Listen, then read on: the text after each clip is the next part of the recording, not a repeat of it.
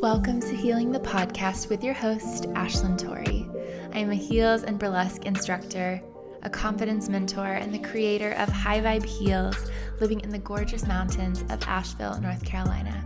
In this safe and sacred portal, we will be having intentional conversations about dancing in a heel, spirituality, self-love, sensuality, conscious business, and even more juicy topics that I hope empower you to show up in the world as your boldest and brightest self.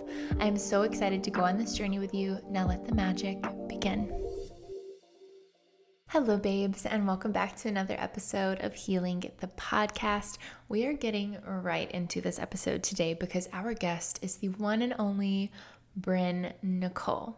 Brinn has been one of my biggest expanders in the dance industry ever since I started my heels journey. She is truly one of the OGs in the space, and I'm just so beyond grateful that she shared her time with me. We chatted for about 3 hours, and honestly, we could have continued to talk forever because we just align on so many different topics, as you will hear in this episode. And if for some reason you aren't familiar with Brinn, or you just need a little refresh of her really stacked resume, she began her dance and spiritual journey at age 6, and she booked her first job at 14 as a WNBA Sparks Kid, which really kickstarted her career as she went on to perform with Snoop Dog, Lil Wayne, Jay, Erika Jayne, Pitbull, Flo Rida, and choreograph for shows such as Dancing with the Stars, Ellen, The Late Late Show, and many more. And then from there, she started teaching heels at Millennium Dance Complex, and this is where Pumpfidence, her signature heels choreography classes, were born. And with over 131 million views on her Pumpfidence YouTube videos and a thriving Instagram community, Brinn is just such a beautiful example of how following your dharma and putting in the consistent work, W-E-R-K work, can create the life of your dreams. And we cover so many topics in this episode, including her dance background, how she infuses mindfulness into her heels classes, which is such a powerful conversation, living with OCD, moving through redirection from the universe, energy healing, partnership as a mirror, and so much more. Honestly, we just cover the entire spectrum of topics. This episode is so magical, and I'm just so excited for you babes to soak up all of the wisdom from Brinn. But before we get into it, a little reminder that enrollment for my signature Heels and Burlesque program, Pumpfidence, is officially open. And if you want to take your dancing to the next level and experience true confidence on and off the dance floor, just like Brinn and I talk about in this episode, then I would love to chat with you more about this transformational and 90-day experience. Just click the link below in the show notes to learn more about CHM. All right, my loves, without further ado, let's dive into this episode with the queen of heels herself, Brinn Nicole. Brinn Nicole, welcome to Healing the Podcast. I've been one of your biggest fans ever since I saw your Pumpfidence videos in the beginning of my heels journey around 2018, and you've been just such an inspiration to me ever since. So thank you so much for coming on. Thank you so much for having me, and I'm so happy to be doing this podcast with you, knowing what Pumpfidence has done for you.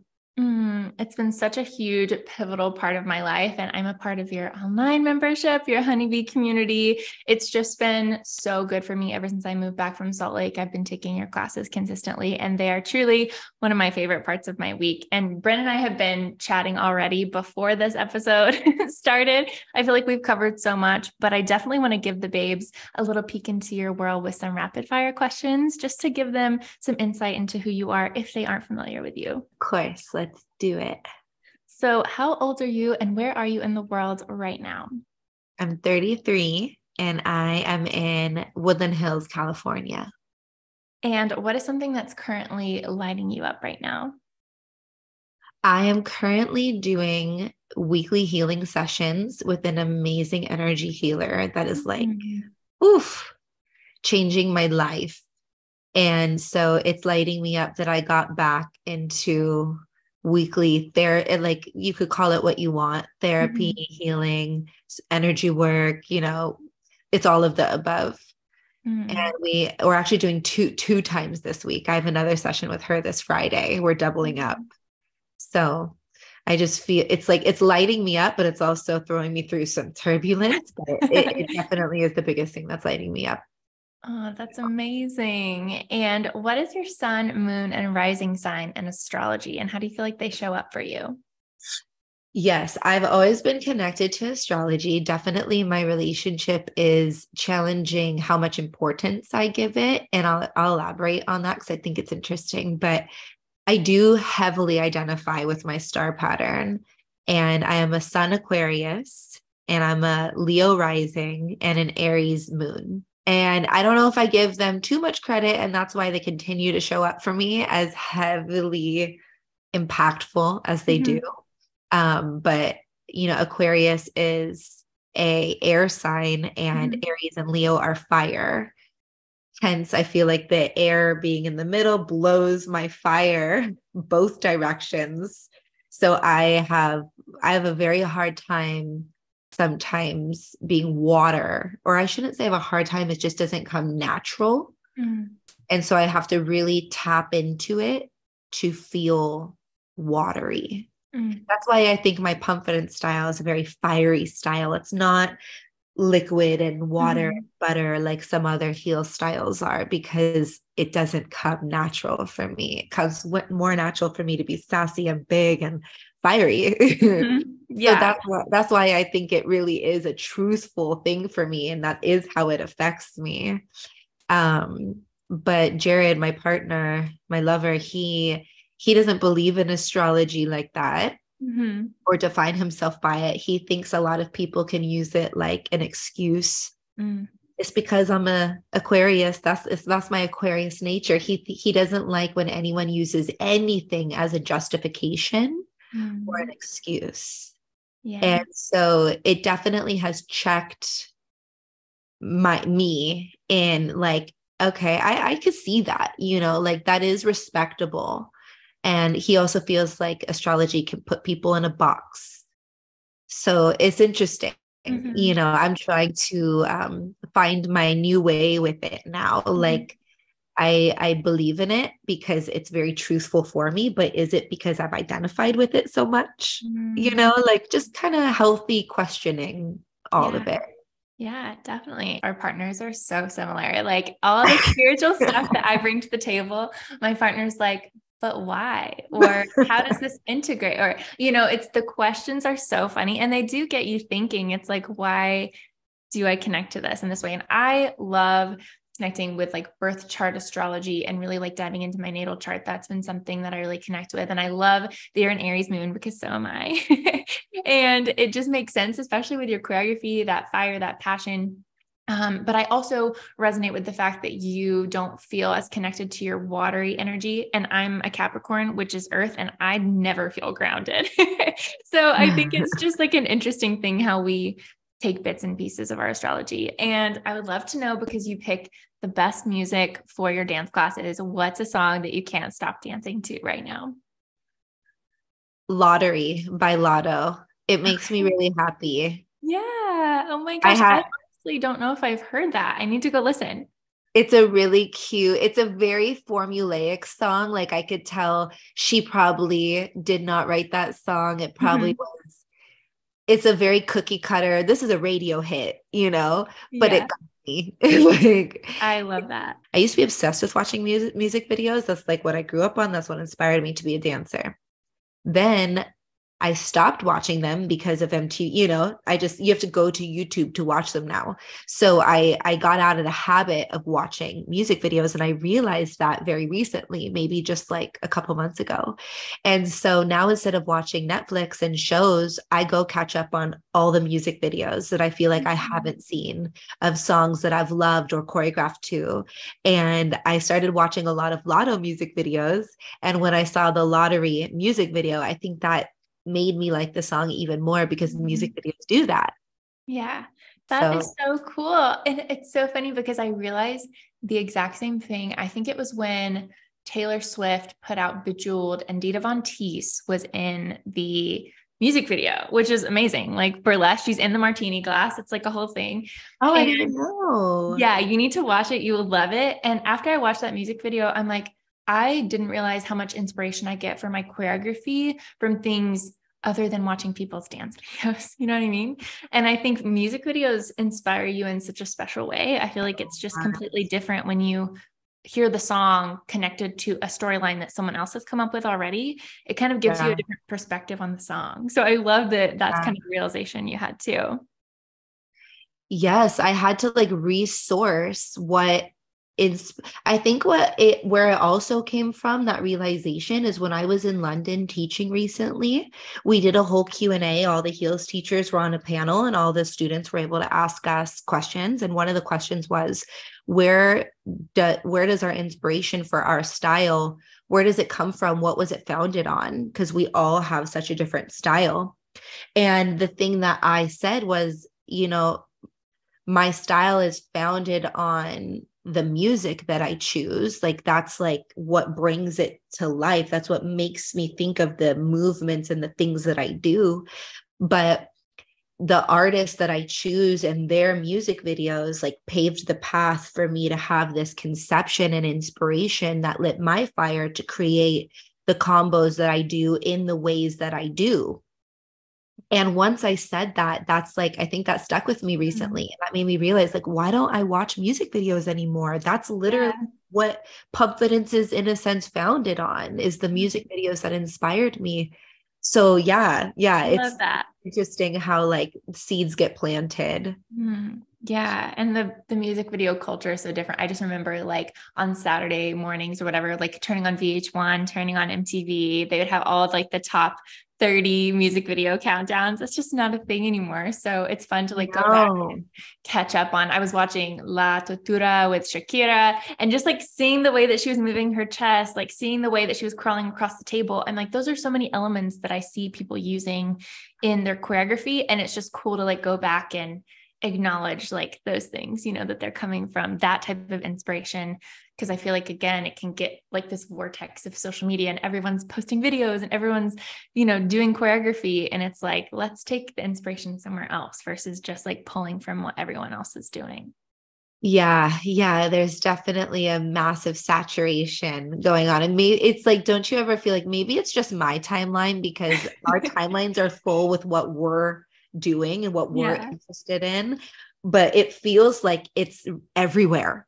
Yes. It feels like it's everywhere. Yeah, exactly. But no, I love how you are so deeply connected to the music. This is one of the reasons why I love you as a teacher. I just took Freaka Week on your membership, and you were breaking down bits in the music as you were talking it through that I was like, I didn't even hear that, And so I love how you can like see music in so many layers. It's definitely a superpower, because I do not hear music that way, but you doing it is kind of retraining my brain to like, oh, there's so many different things. You're hitting so many different beats in your choreography. And it's so cool to see how your brain processes the music. It's like, oh my gosh, there's so much more to it than just, the basic beat or just the lyrics. There's like so many other things that you can play off of in the music, which is amazing. Oh my God, you saying that literally brings tears to my eyes, because I like, that is such a true component of what I bring to the table with Pumpfidence and through Pumpfidence. It's the connection to the music. And I think lately I've been really trying to define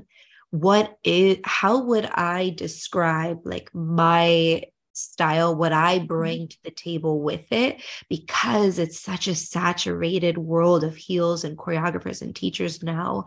And some teachers have a very easy to like stamp, like, oh, that's your thing, stamp. I see it. Like, that's what it is. And I feel like with Pumpfidence, because I'm super versatile with my song selections and the energies, unless you take a class from me, it might not be obvious to you what is my consistent thing that I bring to the table. And I'm very honest about what I am and what I'm not. I know that I'm not the most technical heels teacher in all of heels. I know I'm not the most flexible, and I'm not the most fluid. Like I easily know what I'm not, but I've also been in the process of like, but let me also stamp what I know I am. And even though I knew that about me with music, I don't think I've stamped that for myself enough. And so you saying that right now literally had like a physical reaction on me, because you're not the first person I've heard that from. But that is, I think, one of the biggest components that I focus on. Yeah. Yes. And my favorite type of dancers aren't the ones with the the best technique. I had a client the other day and she was prepping for a performance this weekend.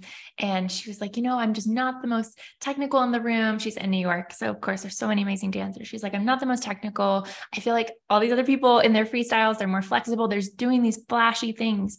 And I'm like, can you outperform them? Can you connect to the music? Can you tell a story when you're dancing? That's to me what makes dancers so captivating to watch, is the ones that are telling a story essentially through their movement. And that's what you do in every single piece of your choreography. Like, you're so good at telling a story, and it's so fun dancing with you because it puts your brain in a different place than most classes put your brain, which is on the technique, and all that stuff is great. But it's like with your classes specifically, it's like, no, let's express something through this versus it just being another dance routine, Yep. Oh, I really needed to hear that, because like even while I perform for the camera, like throughout the class, I'm embodying that truth. But then sometimes in my one and only performance that I do in and for my class video, I will be like, you need to nail that straight leg. You need to get that pointed foot. You need to and I'll remind myself of all the technicalities that I need to make sure I hit, because I know that when I don't hit them, I I don't appreciate a certain moment the way I do then when I do, if the technicalities are in place. But sometimes thinking about those technicalities first and foremost can really take you out of the most authentic interpretation of the dance. Yeah. And so heels is such a multi-layered style because of all the things we have to think about and embody at one time. Yes. In one moment, there's 10 boxes that need to be checked off. Yeah, exactly. And heels dancers are so amazing in that way because our brain is working in so many different ways. And you're thinking about balance on top of that, balancing in the That's one of the boxes. Yeah. That's what I'm saying. It's just crazy. And then when you do it yourself, especially I remember the first time I watched someone dance in a heel versus doing it, it's completely different. I mean, it's just a whole different approach to dancing versus I come from the ballroom world and you have a partner to hold you up and there's all these different things. And then when you do heels, it's like, you're on your own, bitch. You got to stand on your feet. You got to perform. You got to do all these things. In my opinion, heels dancers are just so amazing and talented with everything that we think. The athleticism is on another fucking level. Yeah. 100%. 100%.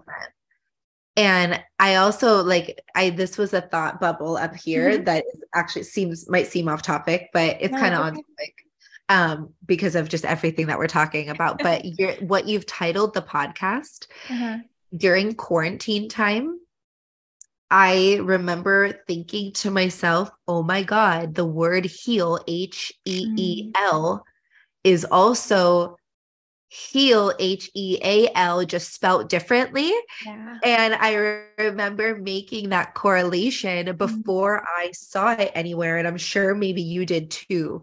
I think that there was a point in time where maybe a lot of us collectively were like, oh my God, heal. Yeah. And and I also remember thinking, oh my God, should I change Pumpfidence's name to Healing? Yeah. HELIN? Oh my God. Should I change it? Because that's genius. And then I was like, no, you can't change it. You already built Pumpfidence. And then I was thinking of other ways I could incorporate that name though, and still use it. And then knowing that you made it the name of your podcast, I just think there's spiritual, if I put my ego aside, which I'm always trying to do, the toxic wounded ego aside that wants to be like, oh damn, someone else used that name, instead to see it you also got the message, you got the download, and how beautiful that we're in alignment, you're using it in this way, maybe I'll use it in this way, or whatever the case is, but we both got the same message. And I think seeing it like that is so rare in our industry, because usually if we see someone doing something we thought of, we're like, bitch stole my move or my idea or da-da-da. And it's reprogramming that way of seeing it is something I'm working on and applying. Yeah, no, that's such a good note. And it actually was inspired because the first heels class I took in Salt Lake was called Heel in a Heel. So it was amazing because Tia, who created Body Confidence Heel in a Heel, it kind of had two different terms, which was in 2018, maybe, when she called it that. It was the first heels class I took. I was like, oh, this is interesting, like healing in a heel. And I was going through such deep healing transformation. It was after a breakup. There was just so many things in my life shifting, and truly healed through that experience. It was just such an amazing community. It was beginner heels focused. It was loving, supportive, and I had just never been in that type of environment. And so it transformed everything for me. And that's why I feel like the heel specifically, it does something to you. It elevates your energy. It makes you stand up taller. You kind of put on this like confidence that I never experienced like outside of it. And then when I was thinking about a name for the podcast, I was like, I was writing things down, coming up with different conversations with heel and that kind of thing. And I was like, oh, like, this is it. This is it. Because that's what has kept me dancing in heel for so long, is that healing element of it. And I feel like it's not talked about as much, but I think more and more, hopefully, teachers are infusing the fact that this can be actually a really powerful spiritual practice for you. And that's one of the reasons why I love you so much, because you infuse that like spiritual element, that embodiment into your dancing. It's not just, again, about like the dancing. There's so much more to it.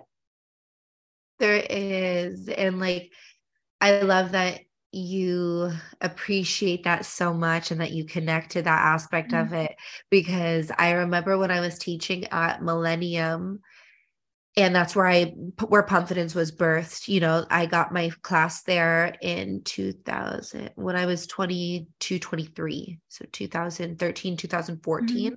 Like that's when I got my class. That's when I founded the name and everything.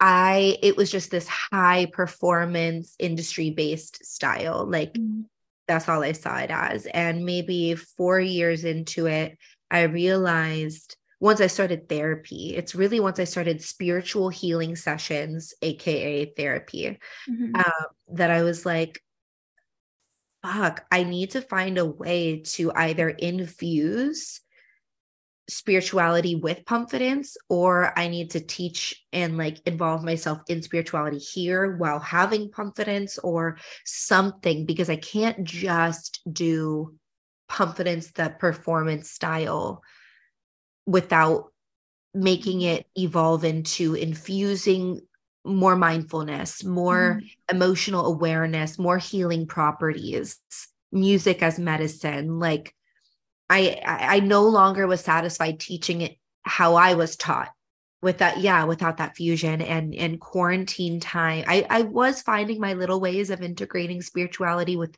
I would start Pumpfidence sometimes with the gratitude circle. I would elaborate way more during class on a message, talk about the emotional embodiment of things a lot more.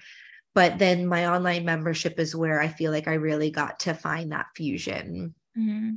Yes. And it's such a beautiful fusion. I love your spiritual, more like sit down, dive deep classes just as much as I love your dance classes. They are just so good. And I feel like you have so much knowledge that you've learned throughout your years in the industry through doing so much work on yourself. And it's just so cool to see you like be able to pay that forward and share it with others. Cause I feel like that's what's been missing in the dance industry for so long. And so many people are burnt out. So many people are unhappy. And I think if we would bring that piece in, I think it would change so much. And I think it would just change overall our experience in dance class too. Because when we get caught up in the wrong things in dance class, a lot of times it turns us off eventually. That's what happened to me in ballroom. Like I was so focused on the wrong things. And then when I switched my mindset, then I was able to actually enjoy dancing again and reap the benefits of it. 100%. I think that dance constantly challenges us to come back to it and find its relevance and its medicinal properties, and how it can fuel and funnel into our lives at any point in time, no matter what. Like a professional dancer might need to separate the fact that it's supposed to give them money. Like, why dance if it's not paying me? Like sometimes we forget to dance because it's fun and because we love it.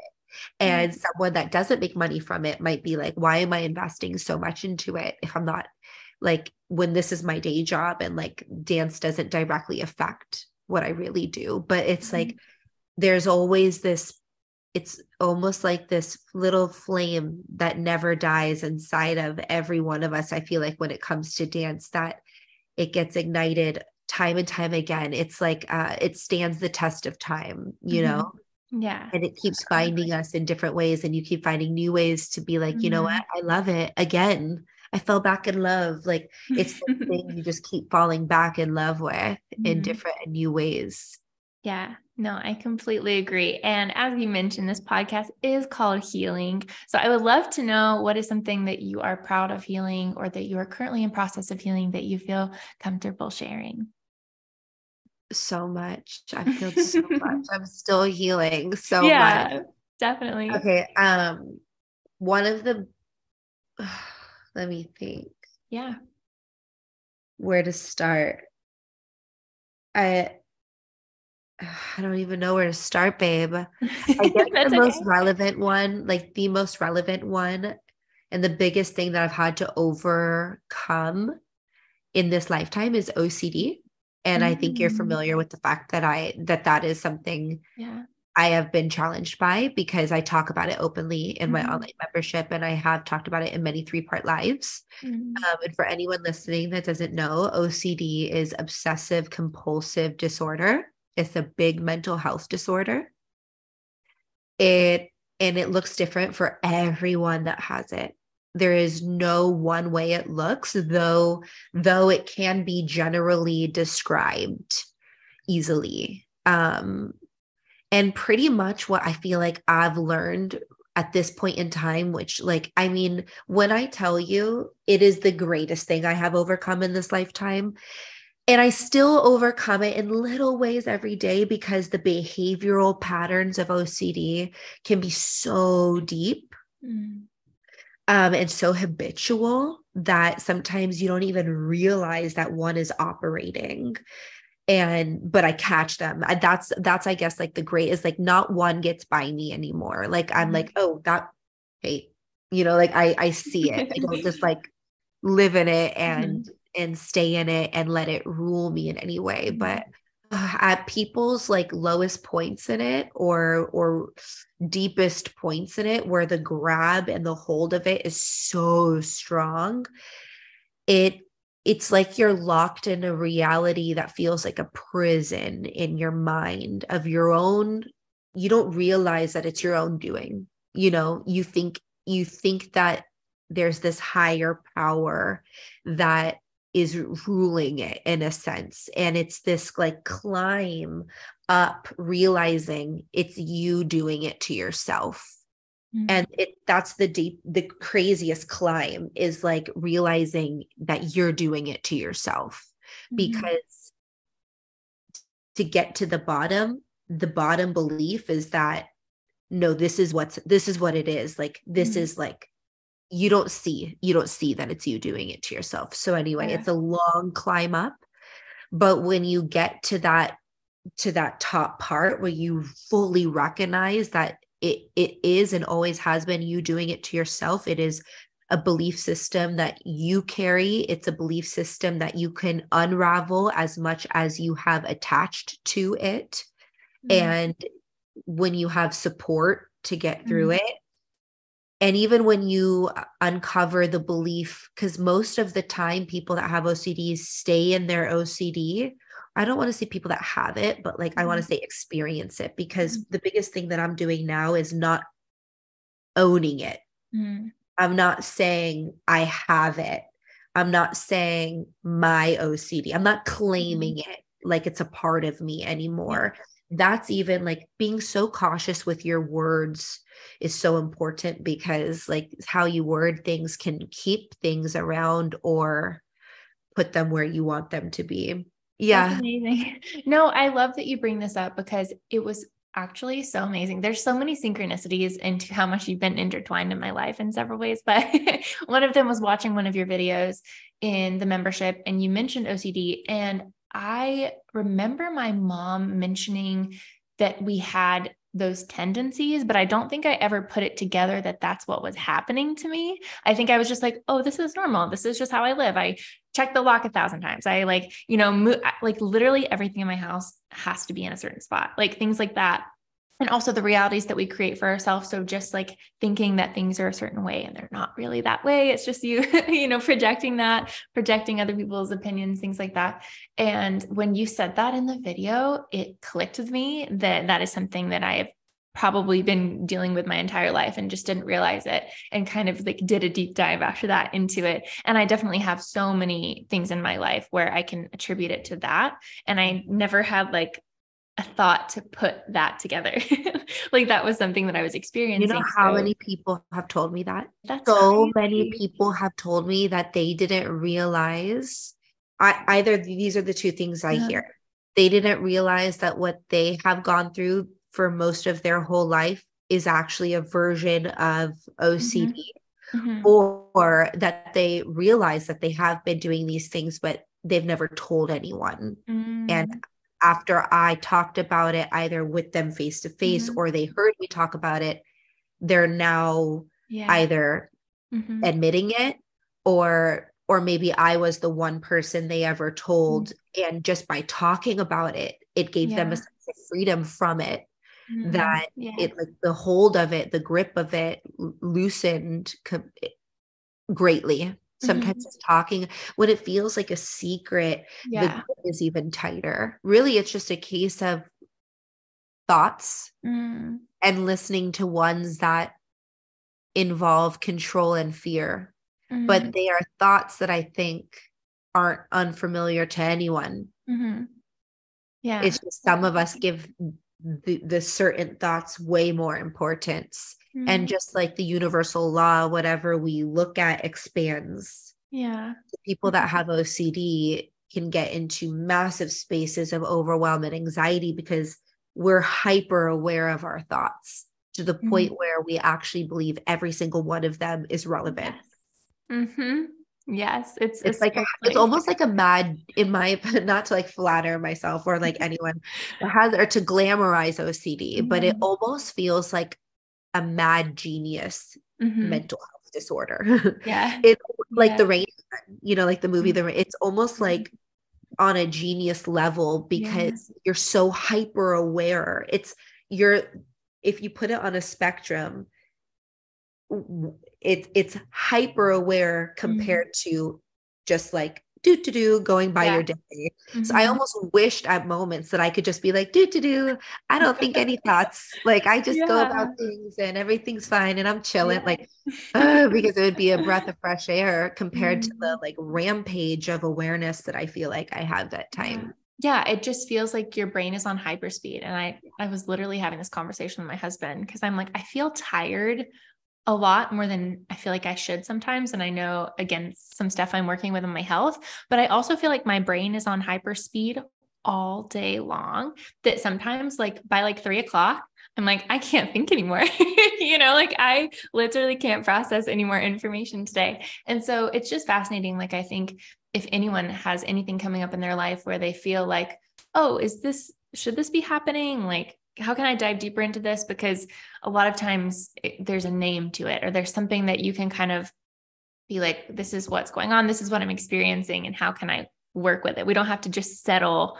for these things that feel uncomfortable or that feel like off a little bit. We can be like, oh, this is actually something that so many people are going through. And I feel like that's just going to support so many babes listening, because they probably are experiencing something similar. So I get the call a lot that I need to talk about it more. Like I get this like zing that I and at one point I actually made an Instagram called OCD Isn't Me. And I did 3 posts on it, and I got fact checked by a few people that have OCD that came across my profile.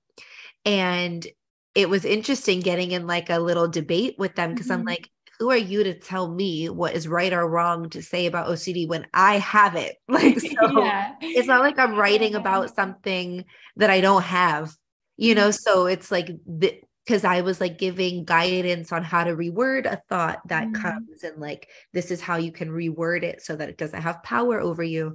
And I would get some people being like, therapeutically, you're actually not supposed to say the rewording that you're offering people. And I'm like, but it works for me. And I have OCD. So like, it's Yeah. interesting, but you know, it made me pull back and go, maybe some of my advice actually is against certain therapeutic Mm-hmm. methods that licensed therapists specializing in OCD use. And before I just come out publicly and start claiming advice specific to OCD, let me educate myself a little bit more on what I suffer from, and therapeutically what licensed therapists actually do guide their clients to properly say blah blah blah. So I took a step back from it to kind of put my wounded ego aside and do some research, because regardless of me actually being a like experiencer of OCD and thinking that's enough, I was like, let me do my research, because I don't know. I don't want to guide anyone incorrectly. Yeah. So I took a step back from it. It's been about 1.5 years since I took a step back from it.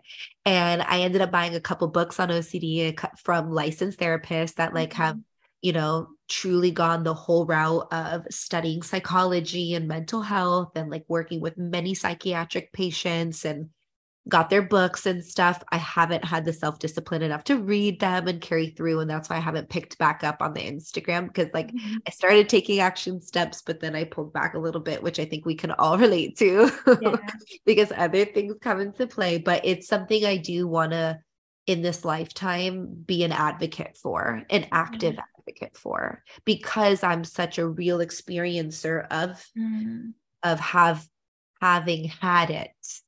Yeah, exactly. So, okay, let's dive back into Long let's take a story short, you asked pivot. me one question and 30 minutes later. No, I love this. I love this. I feel like we could talk all day long, which I is know. my favorite kind of podcast. But I would love to know, because you have done so many incredible things in your career as a dancer. Before Pumpfidence, you had this huge experience in the dance industry, performing with so many artists. You were choreographing, you were doing all these things. And I would love to know specifically like what you learned from that experience, because that life is so different than the life of a teacher or the life of a spiritual coach or a mentor. And so I would love to know like kind of what your favorite parts about performing were, and maybe what some of the things that you learned, maybe hard lessons that you learned from that experience, because it's hard to be in the industry as a dancer, especially when you came through, which things were so different then. Yeah, things were so different then, but I loved that time, and that I got to experience that time because of how different it was. And I love that I'm a part of this time with that awareness, so that I can like, carry on some, in a sense, old traditions that I believe shouldn't die. Just because we're so technologically advanced now, you know. But like back when I got started, having an agent was everything, not so much anymore, but it was then. And I did my research on what were the best ones, and then boom, that became my dream agent, because at the time the best one was Block. Like you could just tell all the high-end choreographers were with Block, all the high-end dancers were with Block, and you could even Block's website it trumped all the other dance websites. Like it highlighted every dancer individually with their resumes, and no other dance agency highlighted dancers and choreographers the way that Block did. And Block had live auditions, and I went and I actually booked it, but I've always been like such a creative that being disciplined with organization and business, I am in ways and I am not in ways. Like it's interesting. And after I booked that audition, I never followed through with setting up my meeting to sign the contract, because I was already developing relationships with choreographers by taking their classes, and those choreographers were already putting me on jobs. So I think I didn't feel this like lack of work, and I didn't feel like was so hungry to like get this meeting because I was already busy. I was already working, and I just kept like this in the back of my head. I got to set up the meeting, but like it wasn't urgent. And so I was already dancing with a lot of up and coming artists, no one that was like on the radio, but these choreographers I was making these relationships, they all had a lot of side gigs going on, and they paid little bit, but like I was 14, 15, 16 years old. So making money from dance was great, like, so my experience with performing and backup dancing started very young because of those side gigs. And simultaneously, I also had booked the WNBA Spark Kids, which was like equivalent to the Laker girls or the Miami Heat dancers. Like the dance team was a kids version for the WNBA. And so I learned so much on that job because I've always been kind of like an individual dancer. That's why I didn't, after like the basic training of ballet and jazz and tap that I did from like 6 to 12 years old, where I got a pretty solid foundation of it, I couldn't wait to like break free from styles that felt so constrictive, because I wanted to be like big and loud, and like I wanted to be booty shaky, and like I always wanted that kind of life. And so it made me a cleaner dancer because I always wanted to wow out. And on the Spark Kids, it was a group. It was like training, and kind of like how I feel like Paris Gobiel is so clean with her group dance routines. It looks like everyone is one person unless you're the one that got featured. I always had a hard time looking like I'm in the group. I wanted to do it my own way, but I appreciate being a clean dancer so much now, even though it was hard for me to appreciate it then. But like the WNBA Spark Kids got me clean, got me professional, got me knowing angles, because on a basketball court, there's like 4 different ways you can perform to the front. Yeah. And I remember being I remember literally having anxiety that I'm going to face the wrong front every time I ran onto the court, because there wasn't one front. And so it really taught me to be aware of my spacing. Like, these jobs taught me to be on my toes, to be ready for anything at any point in time. I think that's the biggest thing that you can't prepare for until you're on a job, is how many things happen last minute. Like, and that is the thing that I do appreciate about class video culture, where it's like you get to go once, whether in a sense you're fully ready or not, because performances sometimes have last minute changes that even if you rehearsed for 2 full days and each rehearsal was 8 hours and you felt fully prepared on that 3rd day for show day, right before you go on stage, 2 8 counts might change. So it's like, the professional dancer taught me like to know your shit, yes, but never be too attached to it to the point where you can't step up if something ever needs to change. Because I haven't been on one job where what went on stage was everything that we actually did in rehearsrsal. Wow. Yeah. I'm telling you, I'll never forget the craziest thing that happened when I was dancing for Pitbull. And I think it was my first time dancing for him, because I danced for him 5 times and then ended up choreographing after that one time.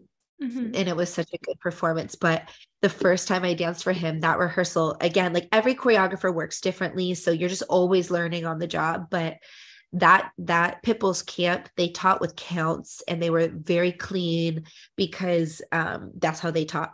Every other choreographer I would work with taught with music and taught with beats and stuff.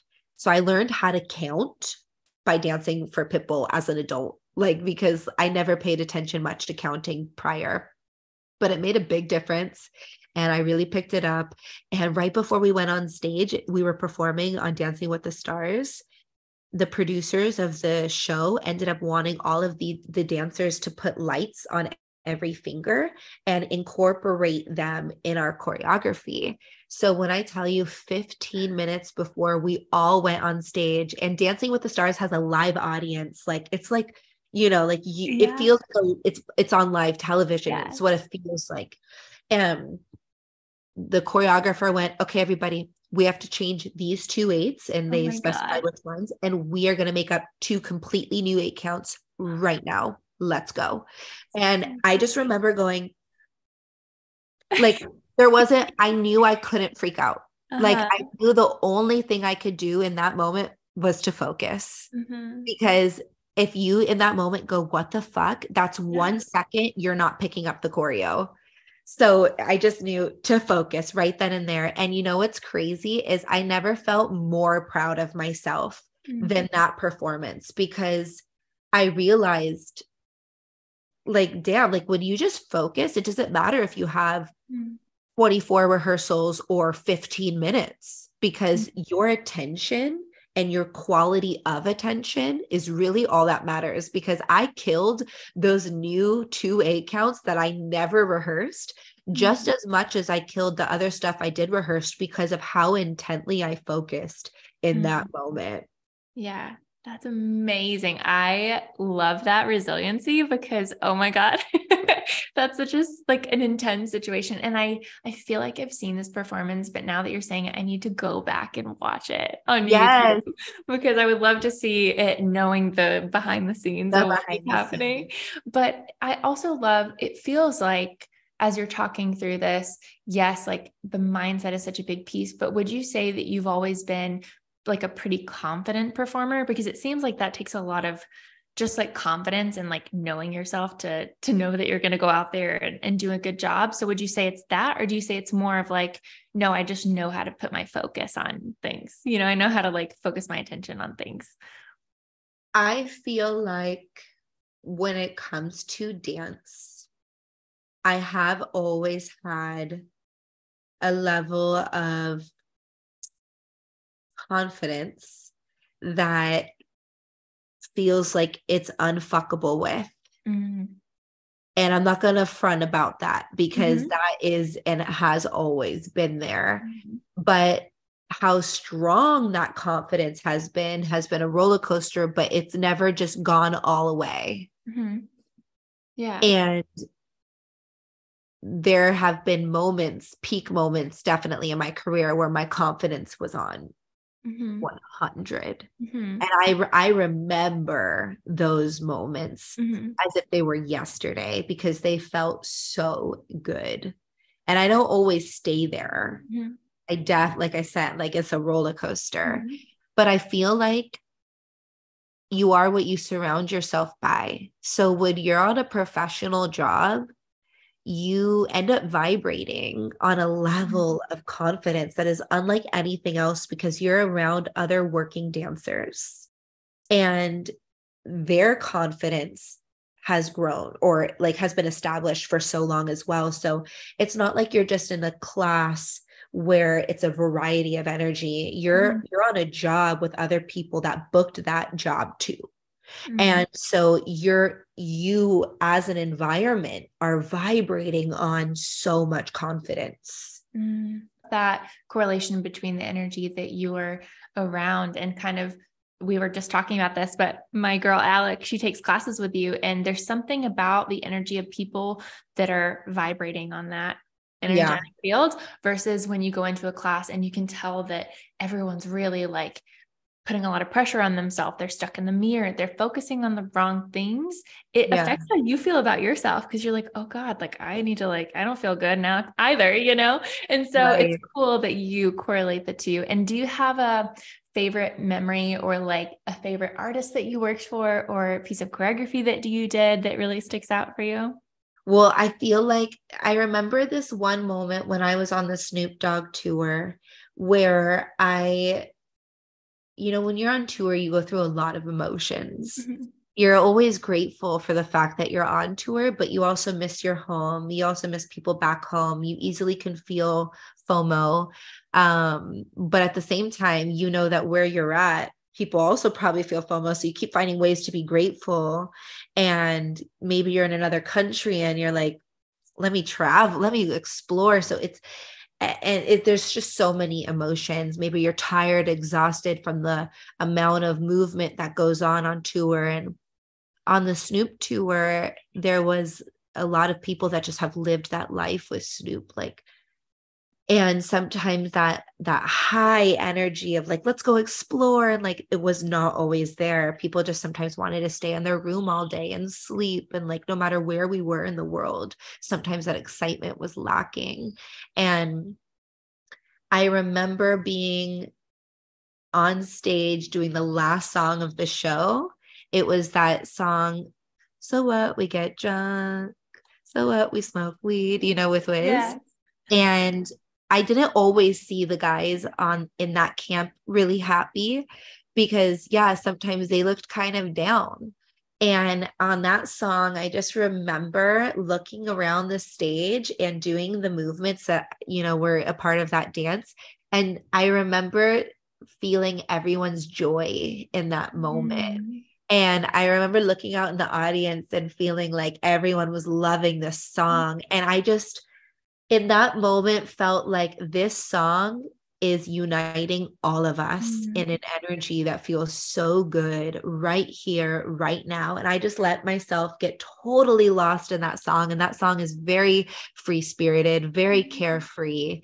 And I just remember like falling back in love with the tour in that moment. It was very like, it's like a core memory. Yeah. I literally get chills as you're saying this. Like, I can just feel like how amazing that would feel to have the audience, the artist, and you kind of all in the same wavelength. Yeah. That's what I feel like music and movement does. It just kind of like when it unites, it's like, it's so powerful. And so I love that memory. Yes. That was such a core memory. Another memory was another Pitbull time, because I love that song Timber, and we were performing to that song. That's another song that like makes me happy, kind of like Lottery by Lotto, kind of like So What, We Get Drunk by Snoop.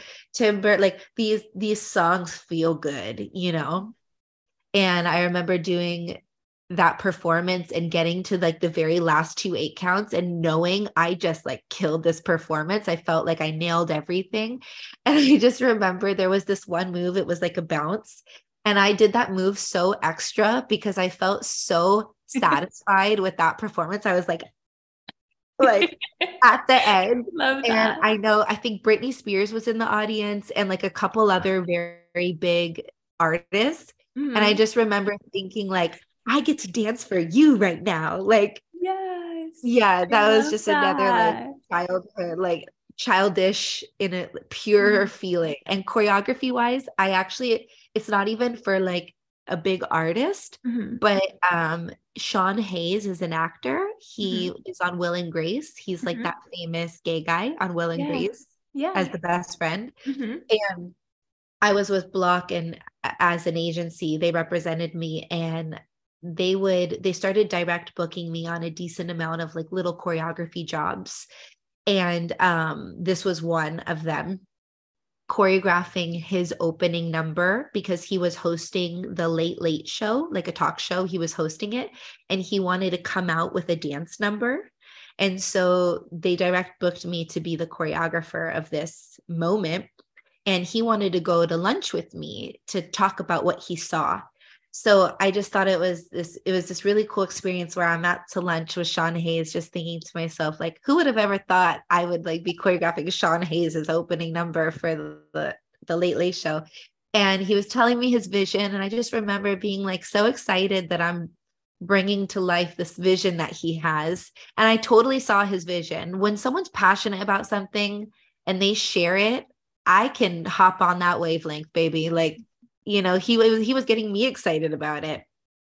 And I got to be his partner in it. Like, it was like he pulled me from the audience and we did this little dance number. And again, it was a very joyful song. It was very happy. It was very like playful and wholesome.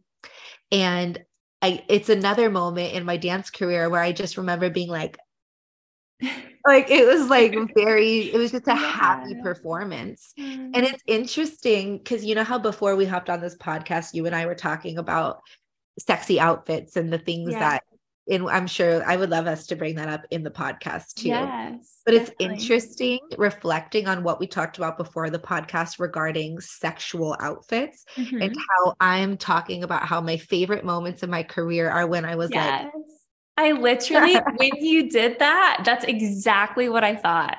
I literally thought that I literally had that thought that go through my mind was like her favorite performance when she was like bopping and it like wasn't yeah. sexy at all. And the fact that we just had that conversation is probably why we both kind of thought of that. Yeah. But that's so fascinating as well. And for those of you who don't know what we're talking about, before the episode, we were talking a little bit about just the clothing that we wear in heels class and just feeling like sometimes, the clothing can be revealing. And if you have partners that don't understand, it can be like a whole, a whole bit of confusion, a lot to maneuver. And so what Brinn is saying is that when she felt the most joyful, the most confident was when it was about the dancing, about the music. And it wasn't so much about the clothing that you were wearing or it being Right. sensual or sexual in any way. It was just like you were vibing.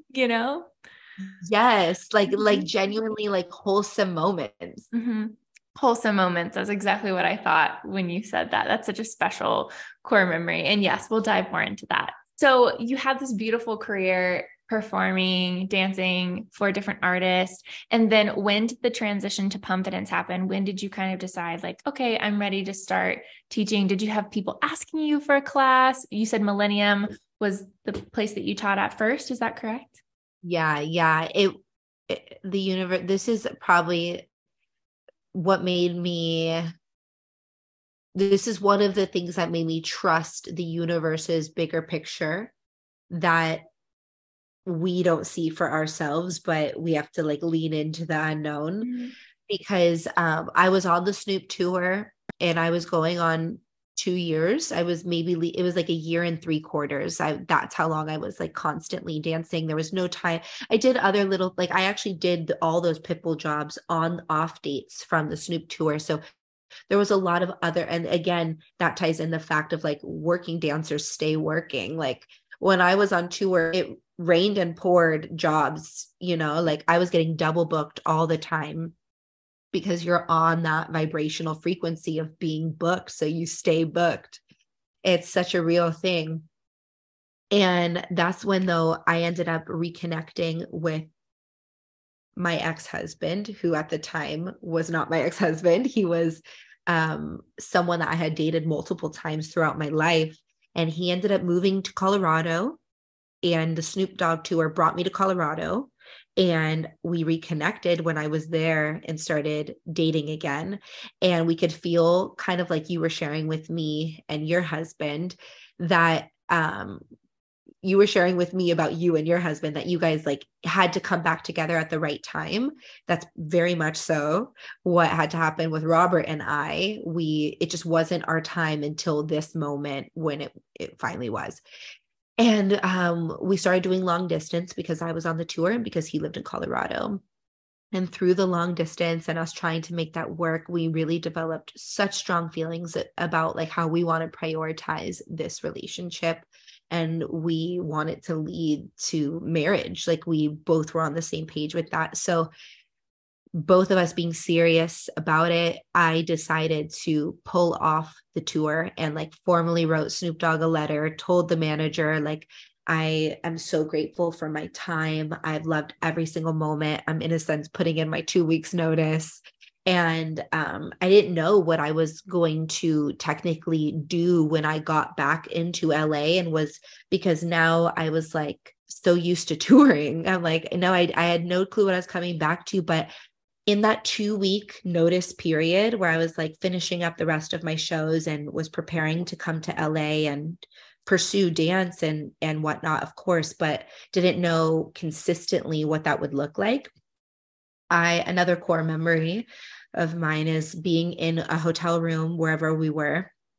And I felt this ability and this knowingness that I need to pray because I think we often do that in the unknown spaces. And I just knew that I wanted to tell the universe and God what I want, but at the same time, I didn't know what I wanted. So all I knew was to speak on the components of what I want. Like, I didn't know what the final form looked like, but I knew, I told the universe, I said, I know that I want to dance. I know that I want to create. I didn't even know that I wanted to necessarily choreograph, but I said, I know I want to create. I know I want to dance. I know I want to have a platform to spread meaningful and purposeful messages. I said, I know I want to be in the entertainment industry. Like, I just kept saying the components of what I want. And I literally told the universe, please send me any and every opportunity that combines all of those things. I trust whatever way it looks, as long as it involves all of those components, I'll be happy. Please bring it to me in any form that is best, you know? And literally, before, I was so ready to receive, like, I was so available. There was no doubts that I was going to not get forms of it. I was like, I know it's coming in any form, whatever form. And I say that so that any listener listening simultaneously is getting guidance on what to do and how to do it. Because I am always constantly teaching. Yeah. But yes, so that's when, though, two things happened after I did that. One, Millennium reached out to me and said, there is a class slot available for heels. The teacher that taught it before, her name is Charlene Quigley. She's moving to New York and she won't be able to teach her slot anymore. Do you want her slot? It's every Monday and Wednesday at this time. Her class was called Pumps by Millennium. And the other class that was on Tuesdays and Thursdays was called Heels, and Jersey taught that one. And Millennium separated the heels classes by those names. Pumps was Charlene's style in a sense, and heels was for Jersey style in a sense, not because of them, but that was just Millennium's way of separating the two classes. I accepted the class because I felt right away like, I think that this combines everything I asked for. Like, I'm pretty sure. And I grew up taking class at Millennium. There's no better studio to have had a slot. I knew it was I knew it was a gem of an opportunity. Even if the pay was shit, which it definitely was. Yeah. I knew it was going to be the greatest investment. Like, I knew you don't teach at Millennium for money. You teach at Millennium for exposure. Yeah. Yeah. And so I knew that going into it. The other thing that happened was I got this audition notification from Block for a dance show based on YouTube called Dance Showdown. And the audition was for me to be a choreographer and a dancer, like, simultaneously. It's like Dancing with the Stars, but all the contestants were YouTubers and all the professional partners create the combos and perform them.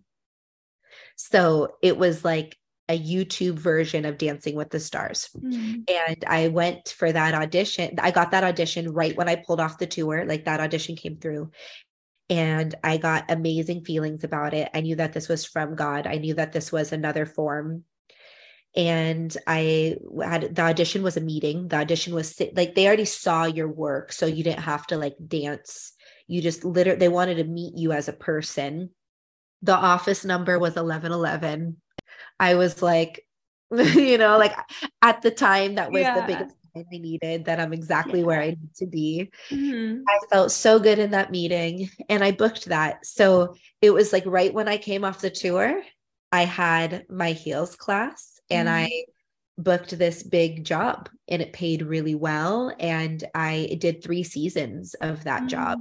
And it was really just you being like, okay, bring it to me, like being open to receiving, because I feel like, again, we don't have to know exactly what that looks like. I think so many people think manifestation, if you will, is asking for exactly what you want and being so specific. It's actually just being open to receiving it, and then of course Yeah. taking action to get there, but Yeah. they came to you, it's just a good sign of just like when your mindset's in the right place, when your heart's in the right place, when you're open, so many things can come through.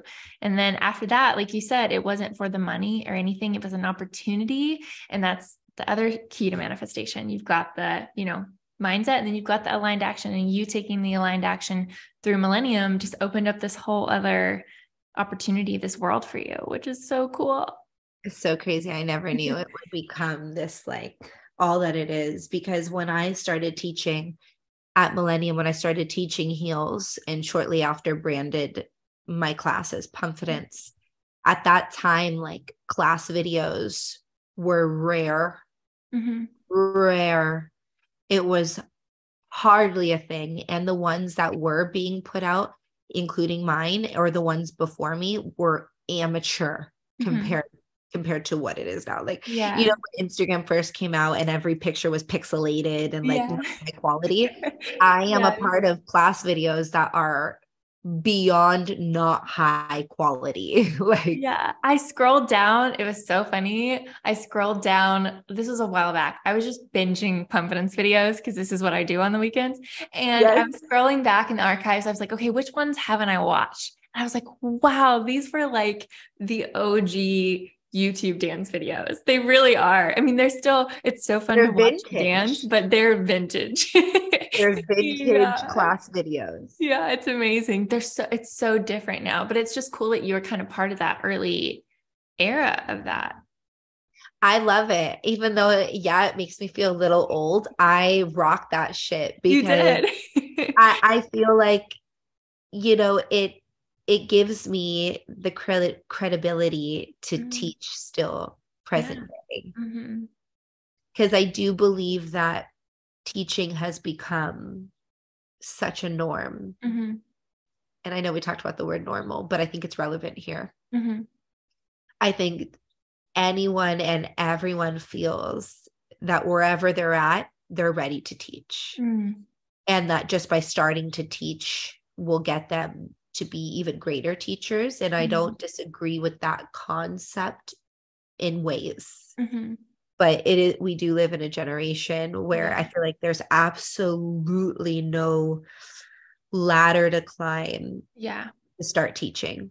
Completely different than when you started teaching. There was so much work you had to put in to get there. Yeah, you at Mhm. Millennium, you had to have a full resume in Yeah. order to teach. Just Insane. like any job, Yeah. like Yeah. It's so just like any different. job where you get hired and they want to see why you're qualified. Hmm. Um, and now qualifications look so different. So Now different. qualifications could just be that you have a big following. Yeah. And that's Yeah. when I feel like the disconnect happens because I've taken classes with those people who are like viral on TikTok or Instagram. They don't know how to teach. And it's just like there's a difference in being an amazing dancer and being an amazing teacher. And what is incredible about you is that you're both. And I feel like that's what makes an amazing class experience is when the teacher, and we talked about ego at the beginning of this, it's when yes, you're confident in what you do, but you're also focused on your students getting better. And something that I heard Claudia Renee say in our podcast together, she was like, I want my students to surpass me.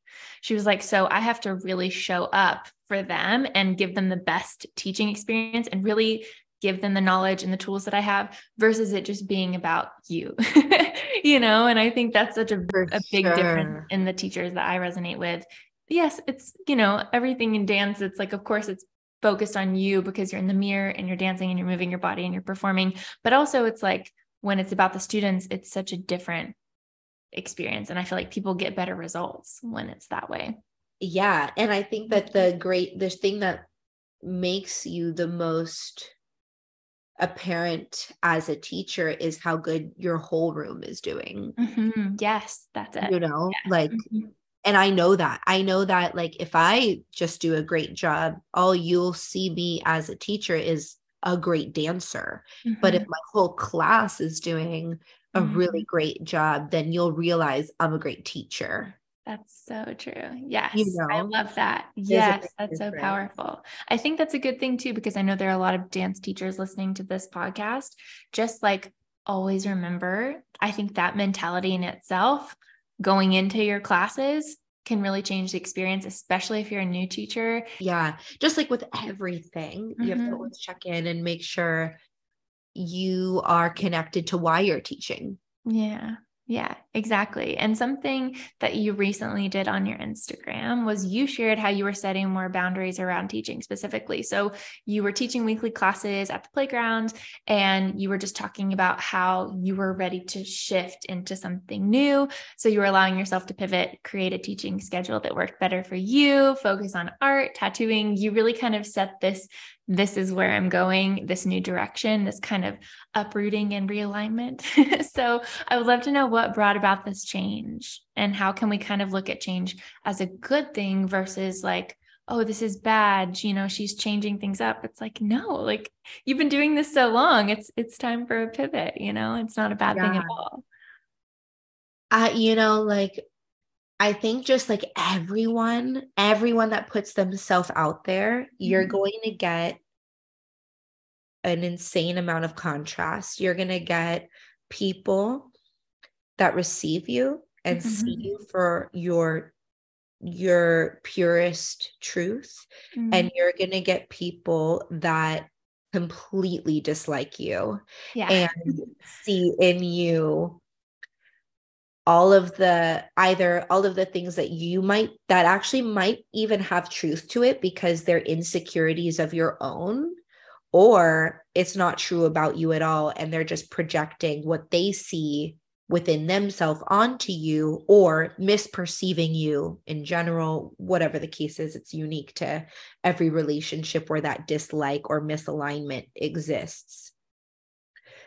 And I think that being a heels teacher, and again, I'm sure everyone can relate to this, in experiencing the contrast, it's made me definitely like check in with my direction and make sure I'm going in the one that feels best and most aligned for my personal purpose and what I care to do in this world for divine reasons. What am I doing just to stay relevant because I feel a fear of ever not being relevant? What am I doing out of habit, unconsciously? And where is the best energy flow? And at Playground, it started off with a gorgeous energy. I was so wanted there. I was offered like the only 2-hour class slot. I think I asked for 2 hours and they approved it. And I was like the only 2-hour class slot. And my classes were so full. I felt great energy. And maybe like 4 years in, because I taught a total of 5 years. And about 4 years in, it shifted. I started to feel a very different energy towards me and my class. It was once this reality show started happening. I feel like that was the birth of it. I could be wrong, but I felt it. Yeah. And I felt it very clearly from specific people. And I started driving there and like getting in that room, and I no longer felt this sense of home. And they ended up taking my class away. And there was love given, but I could feel, I could just feel, I already sensed it, blah, blah, blah. Anyway. Yes, definitely it was an icky feeling for me. Like, I'm like, you're taking my class away? Like, my numbers are high. Pumpfidence is big. Like, I'm qualified. Like, what? Why are you taking my class away? And how can you? And it was like, it ego checked me. It made me feel unwanted, abandoned, unsupported. I didn't feel like I got a 2-week notice. I didn't feel like I got an opportunity to like mend whatever it was. It just felt like a boot. It was a boot. Yeah. And in this industry and in every industry, I know that we've all faced moments where we got that feeling of a boot. So it's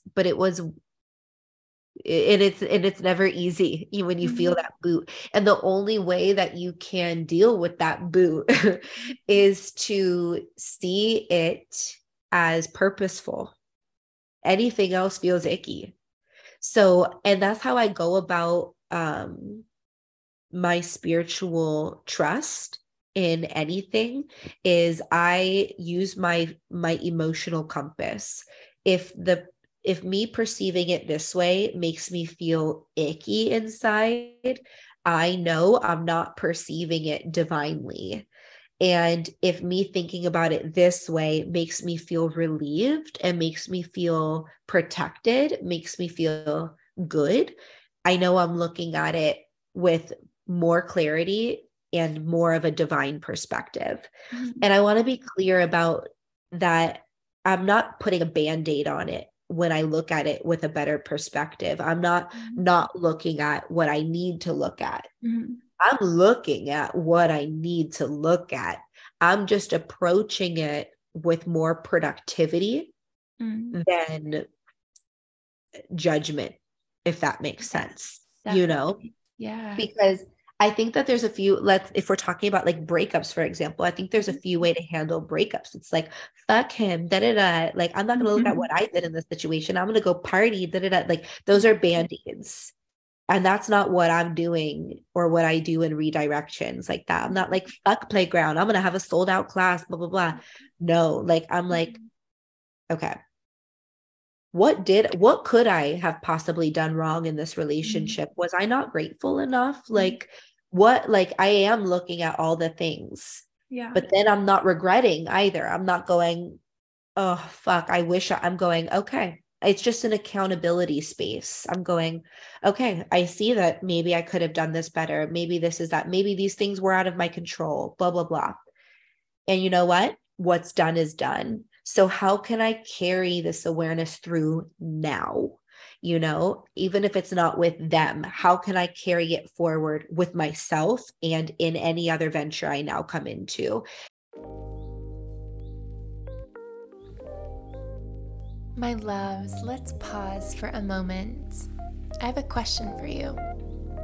What if you could completely transform your dancing and your life in just 90 days? What if you had the confidence to finally go after the things that you desire, to manifest all that you have ever wanted, to step into your highest expression of self, all simply by dancing in a heel? I'm so excited to share that my signature heels and burlesque program, Pumpfidence, the Heels Method, is officially open for enrollment. CHM is a 90-day program that will not only build your dance technique from the ground up and teach you how to be confident AF on the dance floor, but it also gives you the tools to tap deeper into your limiting beliefs, get to the root of what's holding you back through spiritual tools and one-to-one guidance with myself, and finally live the life you are meant to. What if you could live without the fear of pleasing others? What if you could stop comparing yourself to other dancers? What if you didn't hate your body? What if you didn't live in a place of scarcity and uncertainty? What if you could finally take control? CHM includes 12 weeks of confidence, healing, spirituality, burlesque, and heels curriculum, weekly mentor calls with me, as well as 6 live group workshops, exclusive dance choreo and technique classes only for CHM students, access to the CHM community, and a magical care package with all the tools that you need to thrive in this experience. Every single woman who has enrolled in this program will tell you that it completely changed her life. I have watched babes quit their jobs, manifest homes and partnership, begin their career in burlesque, and ultimately stop worrying about what everyone else wants for them and truly embodying their most confident self. To grab a spot on the wait list, just click the link below in the show notes. I would love to see you in this next round.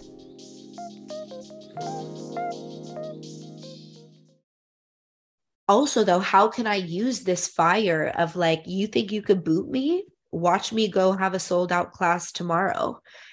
I'm going to use that fire too, because there is beauty in that fire. Am I only going to do that? No. Is it going to be one of the things I do? Yes, because sometimes someone not wanting us or not seeing our value lights our fire in a very healthy, necessary way. Yeah. So I think there's like active things that are great about all of it if you know how to, transmute that, in a sense, rejection into production. Yeah.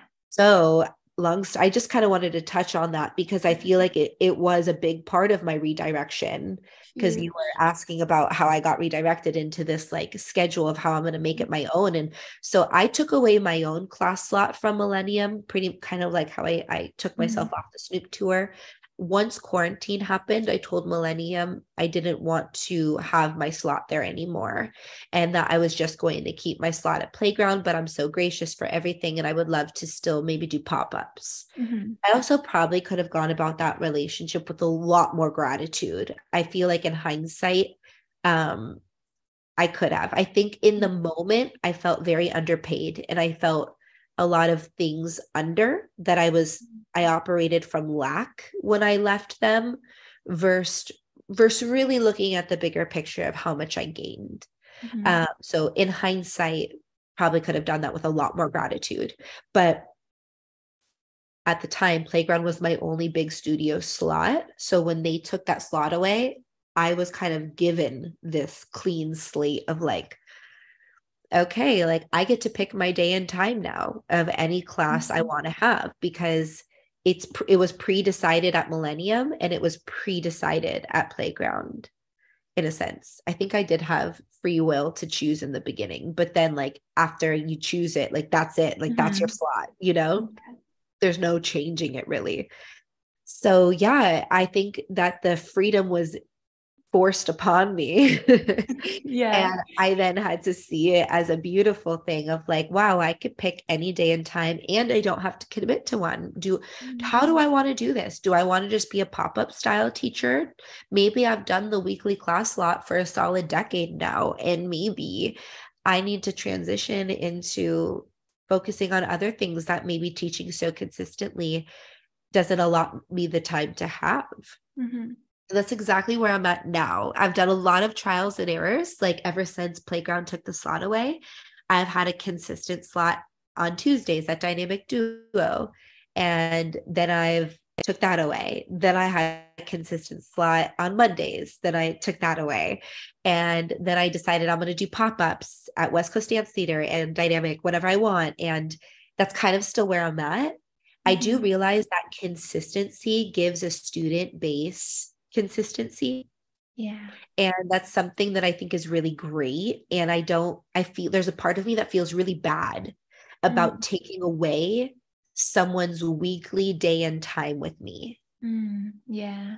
There's a part of me that feels really guilty and fearful about doing that, especially because people do travel from all over the world to come to LA to take classes, and they pay attention to people's schedules and they'll integrate someone's class because of how consistently they teach that class. And when I just do pop-ups, no one can do that with me. They're like, when is Brinn teaching? And so there's a part of me that thought at this point, will get another weekly slot somewhere, a certain day and a certain time.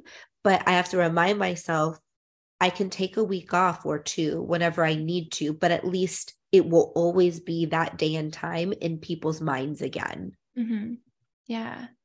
Yeah. And how are you feeling since you switched to just how are you feeling about your energy and how you feel in the class setting? Are you feeling better since this change? Are you feeling more inspired? Because I sent you a message on Instagram recently, I think, and I said, I can tell a change in your energy. I can tell that you feel very lit up with what you're doing. So I'm curious if that's the shift that you felt too. No, I definitely feel like whoever comes now is genuinely coming for me and not the studio.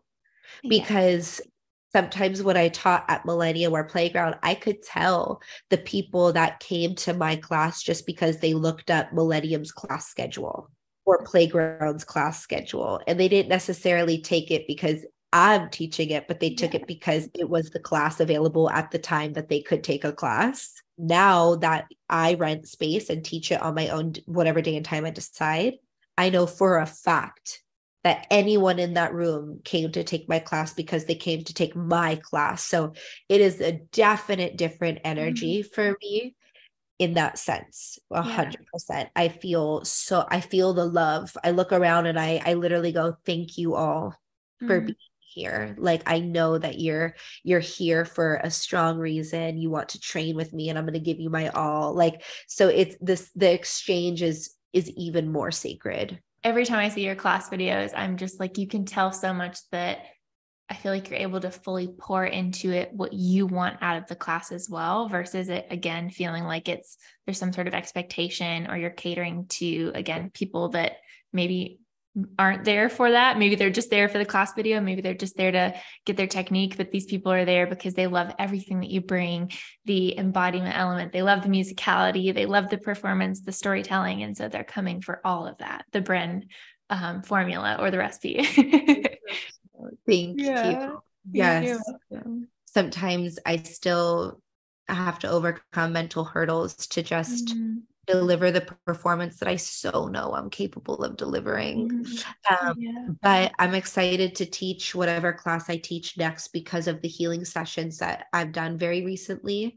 I haven't taught since I've had these healing sessions, and I feel like I have so many mental breakthroughs that I can't wait to teach. I'm so excited because I feel like I'm going to dance even better now that I've had these healing sessions. And is there something that you are moving through in your like self-discovery journey, self-love, spirituality, whatever you want to call it? I feel like it's all kind of the same thing that you would love to share with the audience. Is there like a spiritual practice, or is there like a concept right now that's kind of blowing your mind? Anything that you think would be super helpful for the babes listening? Because this is definitely a spiritual podcast. Well, it has to do with that energy work, but I feel like maybe I haven't even elaborated on it that much, because it's mind blowing. Like, I feel like every spiritual healer has their own special practice or way of doing things. And one of the things that is so relevant for me, because it's the type of healing modality that I am receiving, it's this woman that does it, that I do my sessions with. Her name is Lynn, and she's like an angel worker, an angel energy healer, energy worker. But it's all done under this system formula that's created already, that other people can learn. You know how like Reiki is a modality of healing, like Reiki energy healing? It's kind of like that, but completely different. Like in the sense that people can be practitioners of this thing that is a construct of how to go about this energy work.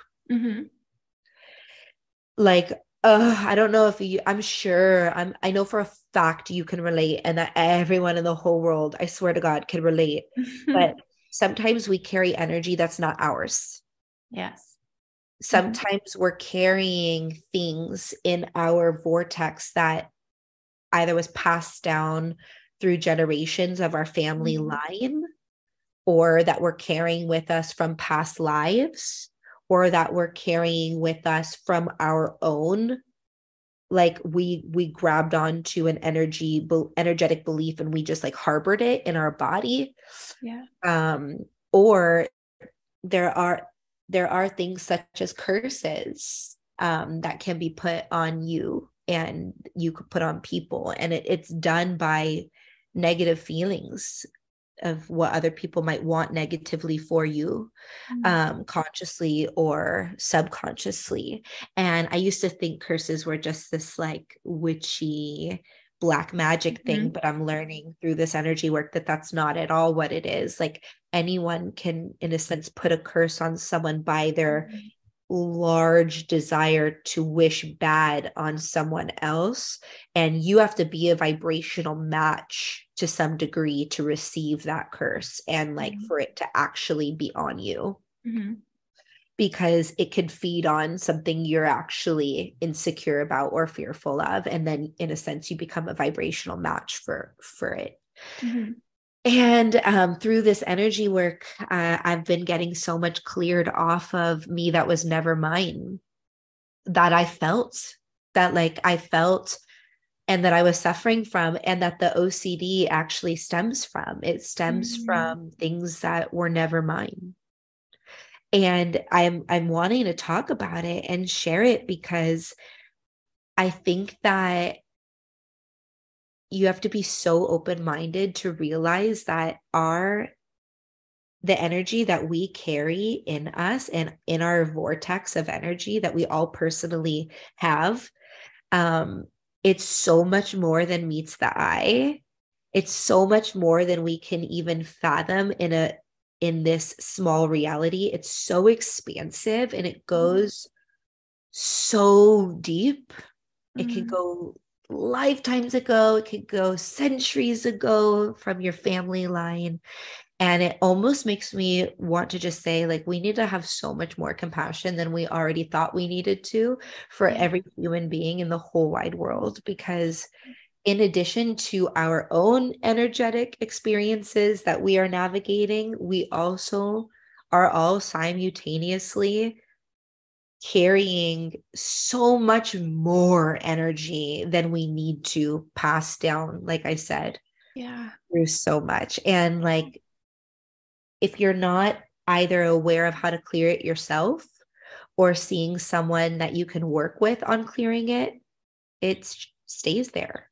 And every day is a struggle to kind of like work through it on your own.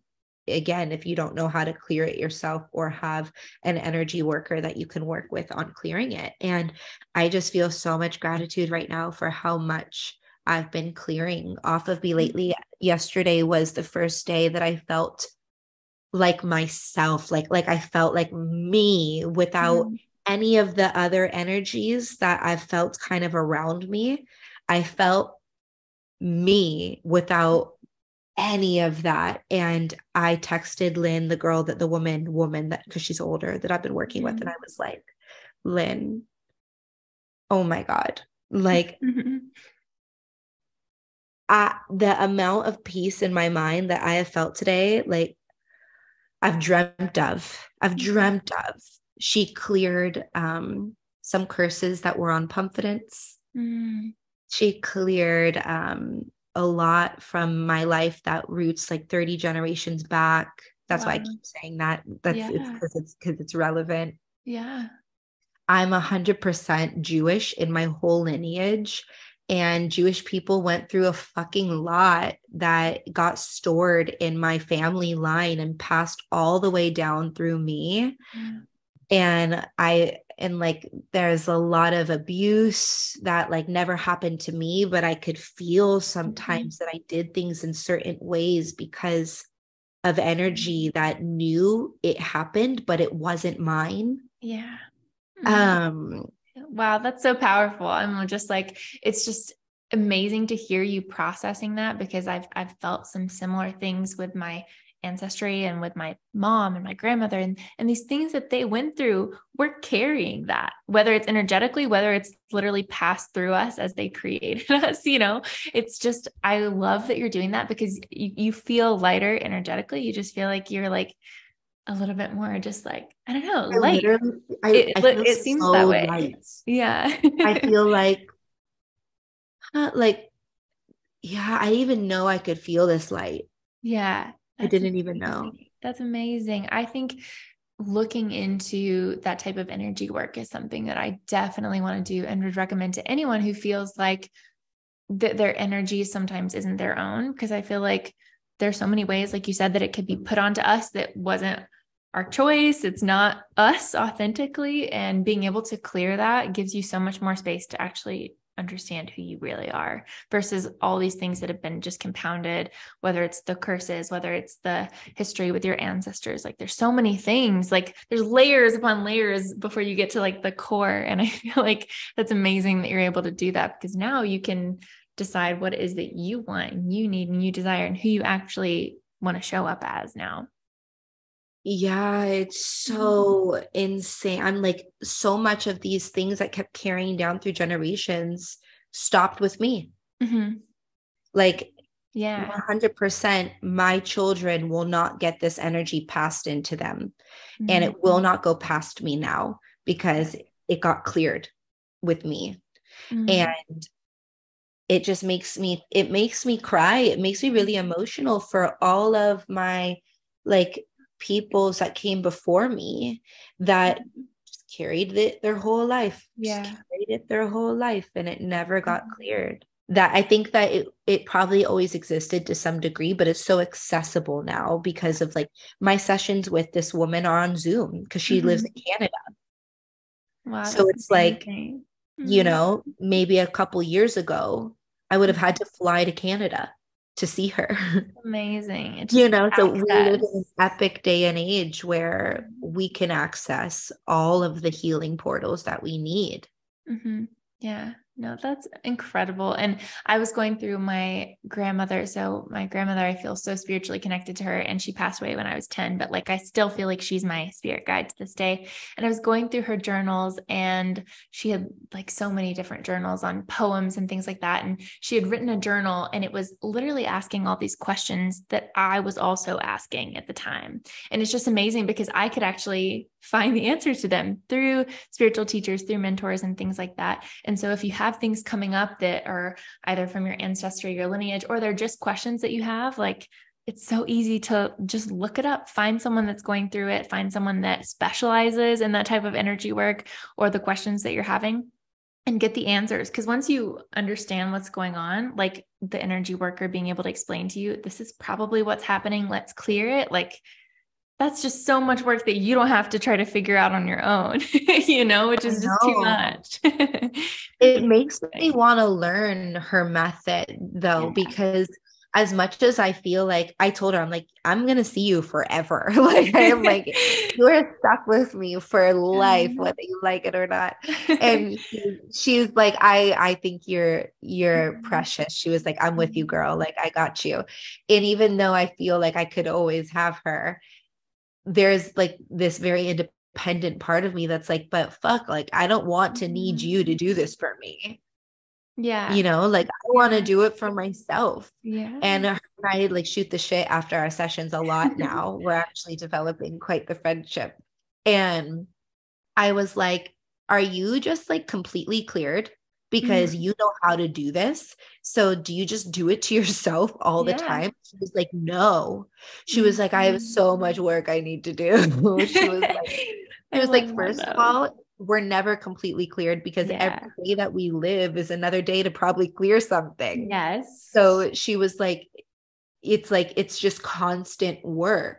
Mhm. But she was like, I do clear as much as I can, of course. But Yeah. she was like, life goes on, and Yeah. clearings are needed every day. So, and because she said that, it only further made me think to myself, like, I want to learn how to do this myself, Mhm. because if I see you once a week and there's 6 days in between that once a week, like Yeah. It's I so want much to to know clear. what to do. Yeah, because it's Yeah. a very strategic method. Yeah, it just goes to show that the healing work is like never done. But when you have the tools to move through it, it makes life a lot easier versus if you just keep ignoring that those things are coming up for you. And then it's just like all of a sudden you're going to have a breakdown, or all of a sudden things are going to crash and burn because you have to acknowledge that the things are there and then you can take care of them.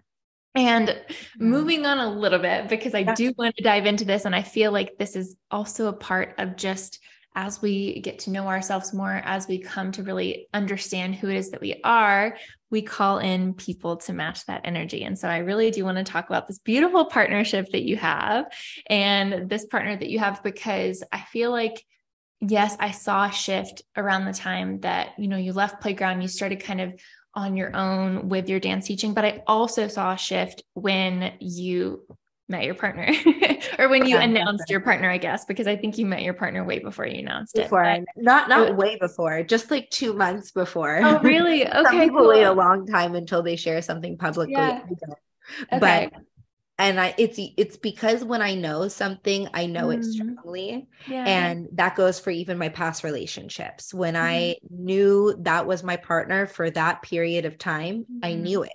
Yeah. And I don't wait for more knowingness. Mm.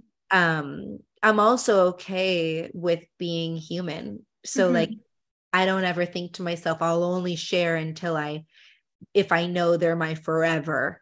I'm not like that. Yeah. Because no one knows that.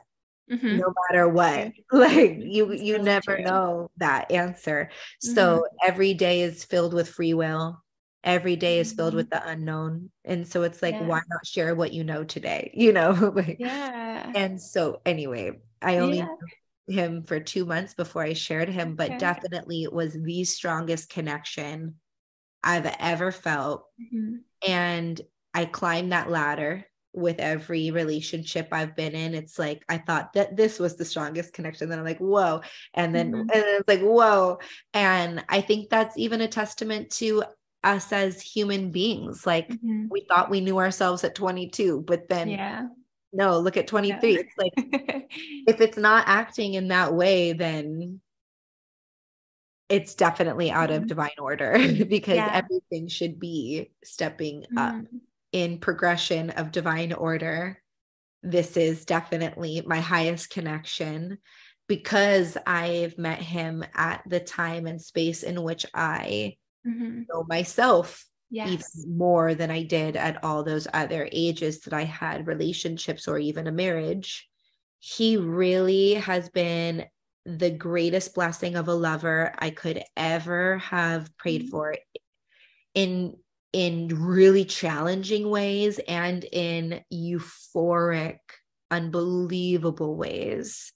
I realized through this relationship that it's never about wanting for me perfect days with no challenges that makes it the best relationship. No. For me, I realized that it's about having a partner that wants to grow endlessly with you, even if that means that you have to like have some head-to-head moments to get to those euphoric ones. He's definitely showed me what it means for someone to fight for you and not against you. Because even though we fought against each other, at the end of the day, the fight for me is like next level. I think we've all felt what it feels like for someone to not fight for us in moments. And so that's made me give him more of myself than I've ever given to anyone, is because I feel that like endless fight for me. And yes, I just respect him. I respect him so much because he's like such a thug, but also such a gentleman. He's such a hard worker. He's a great father. He's super smart. Really educated, but also he's funny. And I sometimes have to be like, that was fucked up what you said or what you did. And it takes him a second. Maybe he gets defensive and then he'll be like, you were right. I shouldn't have said that. And like, he always comes around and reflects. He's a huge self-reflector. And anything that didn't feel good to me at maybe one point in time that I communicated, he is by far the greatest alchemizer that I've ever known. Like the way he'll change something is immediate and it stays as a changed behavior. So it's pretty admirable in that sense. And he's checked me a lot too. He's checked me a lot. So, and the ways that he checks me, I respect and they impact me and it makes a difference. And so I feel like I'm growing a lot, even more than I knew possible with him because of the ways that because of the ways that he checks me. Yeah. It's really cool to hear literally all of the similarities between us and our partner. I don't know if it's because apparently heels dancers, Aries moon, we draw these type of people in. I don't Yeah. know. Yeah. But there's so many similarities, and I love the similarity that you were mentioning of like, you can have conversations that are tough, but at the end of the day, one of you is going to be like, you know what? I see your point of view. Like, I am open to growing. I'm open to understanding. I'm open to learning. And I think in past relationships that hasn't been there. It's been like their way or the highway or vice versa. There's been no like meeting in the middle. There's been no respect for each other. And that was a big word that you used. And when you have that respect there, it changes the whole dynamic of the relationship. And I feel like I have two different types of listeners that listen to this podcast. Some are in the phase of like currently manifesting that partnership, calling in the partnership, and then others have been established in their relationship for years. And so I'm curious for both, for the people that are calling in the type of relationship that you have, that I have, that are kind of in that phase of trying to find that person, what advice you would have for them. And then also for the people that are in it, what advice you would have for more established relationships. Because as we were talking, things come up in those as well, where it's just like, there's a lot there that can come up, and so many Yeah. things that you're constantly moving through as a couple. So yeah, for both sides of the coin. I'm going to start with the one that's already in the relationship Mhm. because I think that's most relevant for me at this now Yeah. moment. Uh-huh. Because one of the things that has gotten us through some pretty tough moments is us getting to a very real space where the guards come down Mhm. and we speak on whatever the truthful emotions are underneath it all. Mhm. And you can feel like my newest video, my second to newest video in the membership is Mhm. called um how to get real or get real, how to feel the difference, something like that. I forget the Mhm. title. And it's so true. You could feel when someone's being real with you. You can feel it. It has an effect on you right away. Like it makes your guard come down in a different way than other times maybe your guard has come down. Like it's like you could just feel it. And we've reached these moments where we both like will go, hey, guards down. Like, and we speak on whatever the truthful thing is that is underneath the anger or the hurt or whatever the case. And that leads to me giving advice to the people in a relationship, which was to always remember to use each other for the mirror work that Mhm. you choose a partner for. Mhm. The second you forget that like you're in a partnership for mirror work, you're not living an authentic relationship anymore. And so what they can reflect back to me in that moment, whatever it is, pain, is what I need to hear. Mhm. Yeah. And so I think when we remember like this relationship is all about mirror work, and Mhm. it helps us get on that teamwork page. No, I love that, because I think that when those things come up, it's so easy to not take a look into the mirror. And this is Because something we're that I feel like scared. you're scared. You're scared as what's going to happen. You're scared at the reflection. You're scared at all the different things that will be presented to you. So I think that's something that I definitely needed to hear. And I hope that so many people listening like resonate with that, because relationships are such a mirror. Like there's so many things within my partner that I feel like are these life lessons that I need to learn, that I need to acknowledge, that I need to take a look at. And it's only making us better. It's only just improving our life. It's improving us getting to our most authentic self, like you said. And so I think that's really beautiful. And just to like put the cherry on the sundae with that note, Mhm. the way to get over that fear is to trust that if you're with the right partner, Mhm. you will work through whatever that is. Yeah. And if that partner decides to judge you or leave you or whatever the case is based off of whatever you tell them, then let them go. Mm-hmm. Yeah. Because either way, you wouldn't be living your truth if you didn't share with your partner whatever might need to be shared with them. Mm-hmm. So it's like either you're choosing to not live in your full truth with your partner, or they know your full truth and they don't want to be with you for it. So it's like either way, like what way is honestly better? And I think that the honest way is always better. Always. Yeah. Always.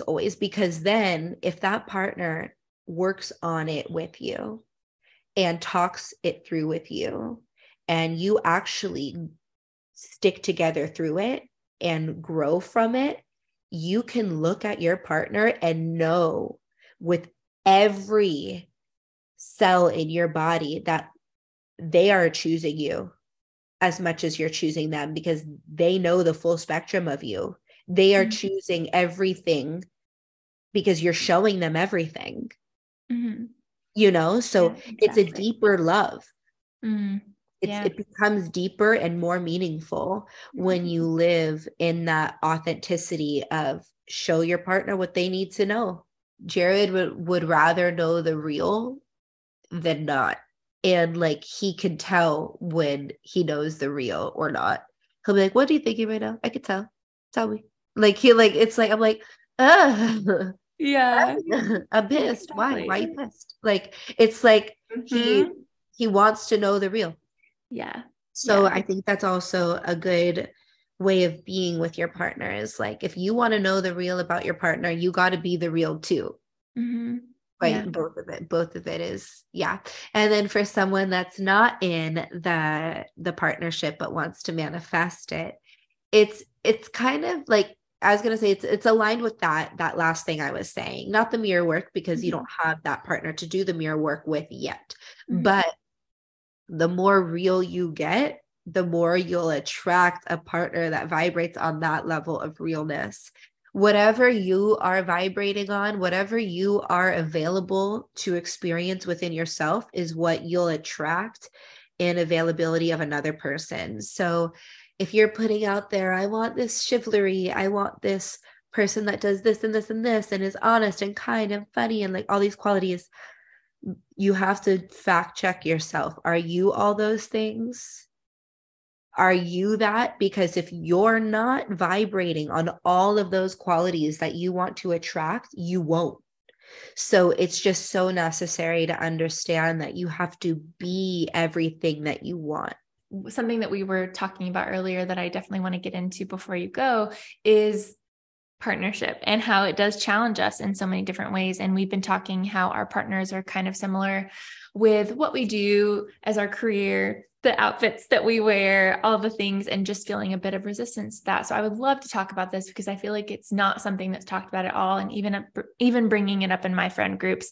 So I would love to kind of have your perspective on the conversations that you've had with your partner, and just kind of let the babes listening know that they might not be alone if they're having similar conflicts, or I guess even just discussions in their relationship regarding things that they're doing or wearing or doing in their life in general. I love that this is where we're going to wrap up on, because I think that it would be incomplete if we didn't touch on this. Yeah. I think it's been a really well-rounded podcast. I think so too. It's been amazing.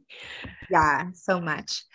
Yes. So yeah, before we got on the call, we took a moment to just bond, and we were just connecting in general. And it came up naturally, right, that we both are navigating, contemplating what we wear in our heels classes, or when we express ourselves as a heels dancer. And I was telling you that, yeah, I'm in a place where I've had to do some questioning on myself just to check in, because one thing my partner has mirrored to me is that some outfits I wear are pretty revealing. And not only that, but sometimes they are outfits I've never worn for him. You know, that's also a point he has made to me. Like, why does the world get to see you in these outfits, but I don't even get to? And my argument back is like, you get me naked, like you get me like with none of the outfit on. And he's like, I understand, but it's still a sexual outfit going out into the world that isn't even one I've seen. So even I get you naked, but these outfits are sexually provocative. They insert sexual ideas into anyone's mind that is watching it. And we are lying to ourselves if we don't recognize that. And in a sense, if we don't care, that also says something about us to our partners. Like, you don't care that is making a statement. Okay, then I have to deal with that. And that's something I have to choose if I'm okay with, is kind of the point that Jared makes to me. I'm not trying to control you. I'm not trying to like have you think how I think and tell you what to wear, but like, I'm trying to check in with, do you even realize and do you even care? Because if not, I need to reevaluate, like just check in if that's cool with me. Because what isn't cool with me, he says, is, everyone getting to see these intimate parts of my body that he feels he should be the only person that gets to experience. He feels he has to share that with my YouTube and with social media. But prior to Jared, this was also a problem in my marriage. It's not unfamiliar. It's not like he's the first person that ever said anything. Where I stand with it and what I've told him, because like I told you, Jared's a real pusher of be real, be real, be real. When I got to the bottom, like I wore this outfit in London that was pretty racy. I had a big sheet t-shirt on, but I had like almost what would be considered probably a thong. And then I had these like fishnet, like garters, and I lifted up my shirt in parts of the dance and my whole booty was out.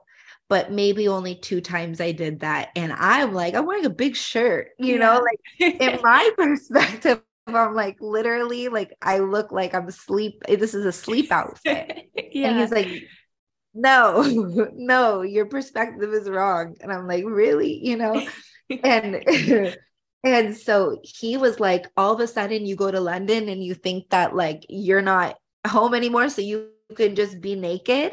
I'm like, I was like, I wasn't naked. I was wearing a big shirt. He was like, no, he took a screenshot. He sent it to me. He was like, you pulled up your shirt to show your ass.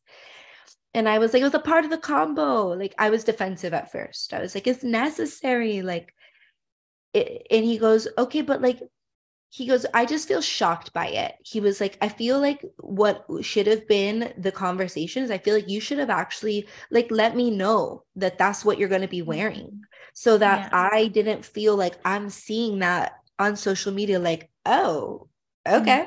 Like, he was like, I felt shocked by it. He was like, so I would have felt more respected if you gave me a heads up. If you said like, hey, I'm going to be wearing a pretty racy outfit in London. I just want to respectfully let you know, this is what I'm choosing to wear. And I'm filming a video in it. And I wanted you to know. So he was like, I would have even felt better just knowing, period. Yeah. So there was that. He feels like I don't communicate some of these decisions, and he feels shocked when he sees them. So there's that aspect that I respect. I do. And then the other aspect is like him being like, why wear that? He brings up that question, like, why? And my argument at first is like, that's what I feel like I wanted to wear to express the dance. That's what I wanted to wear. So in response to that, he's like, well, then, like, I just have to, okay, then I guess it's something I just have to deal with. Even if I don't like it, even if it makes me uncomfortable, I guess I just have to deal with it. And if he tells me like, I make conscious decisions on what not to share with the world out of respect for you. And maybe like, I need to just not care as much as I do too then, because then we'll be on the same page. And I'm like, I'm not doing it to be disrespectful though. And he's like, but the thing is, I go out of my way to be respectful to you, because this man in my dynamic, like what I'm working with, he has a massive 6-pack. Like if he wanted to post some sexy ass photos, he could. Yeah. But he's like, but that's for you to see. And so I'm in a relationship dynamic where he does have some shit to show if he wanted to, like that could be massive thirst traps. But again, my point is, and I make that point of like, but you're not dancing, like you're not expressing anything. It's not a part of an art form for you. And that's where he says, when I make that point, he goes, well, I have nothing I could say back to that then, you know, because I don't want to take away your self-expression. Yeah. He goes like, I don't want to feel like an asshole here. Like, I'm not trying to take away your self-expression. And when you say that to me, I feel like there's nothing I can say back to it. And I'm like, I just need you to understand that point though, because like you comparing, showing pictures and stuff, but it's not a part of your work. Right. Like you do have to understand the artistic difference. And then he goes, you really feel like that's an artistic choice? If that's an artistic choice, then fine. But like, just check in and make sure it really is. And when he said that, I did get real with myself. And I was like, the first reason why I wore what I wore was not for it being an artistic choice. The first reason I wore what I wore is because I knew other heels teachers were on this lineup, and I knew that they were going to be wearing racy outfits, very nudie outfits. And I wanted to be like, even though I'm one of the older teachers on this lineup, I still got it too. So my outfit was not necessarily an artistic choice, if I was being honest. It was to prove a point that like I got it too. Just because you're 21 up in this lineup and I'm 33, look at my ass, I still got it too. So I was making a point with it. In addition to that, I knew that I would get more views on my video, because anytime I wear racier outfits, my views are much higher. So there actually were two bigger points to why I chose what I wore. And the third one was because I wanted to wear it. But it wasn't the first reason why I wore what I wore. And I admitted that to him. And when I admitted that to him, he was like, why didn't you just say that to begin with? Because you began with saying I wore what I wanted to wear. And I was like, well, honestly, it took me a second to not be defensive and to realize the truth.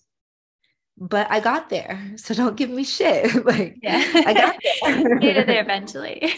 And sometimes we got to talk through it, because, right out the gate, you kind of came in hot. I'm going to get defensive. We talked about approaches, everything.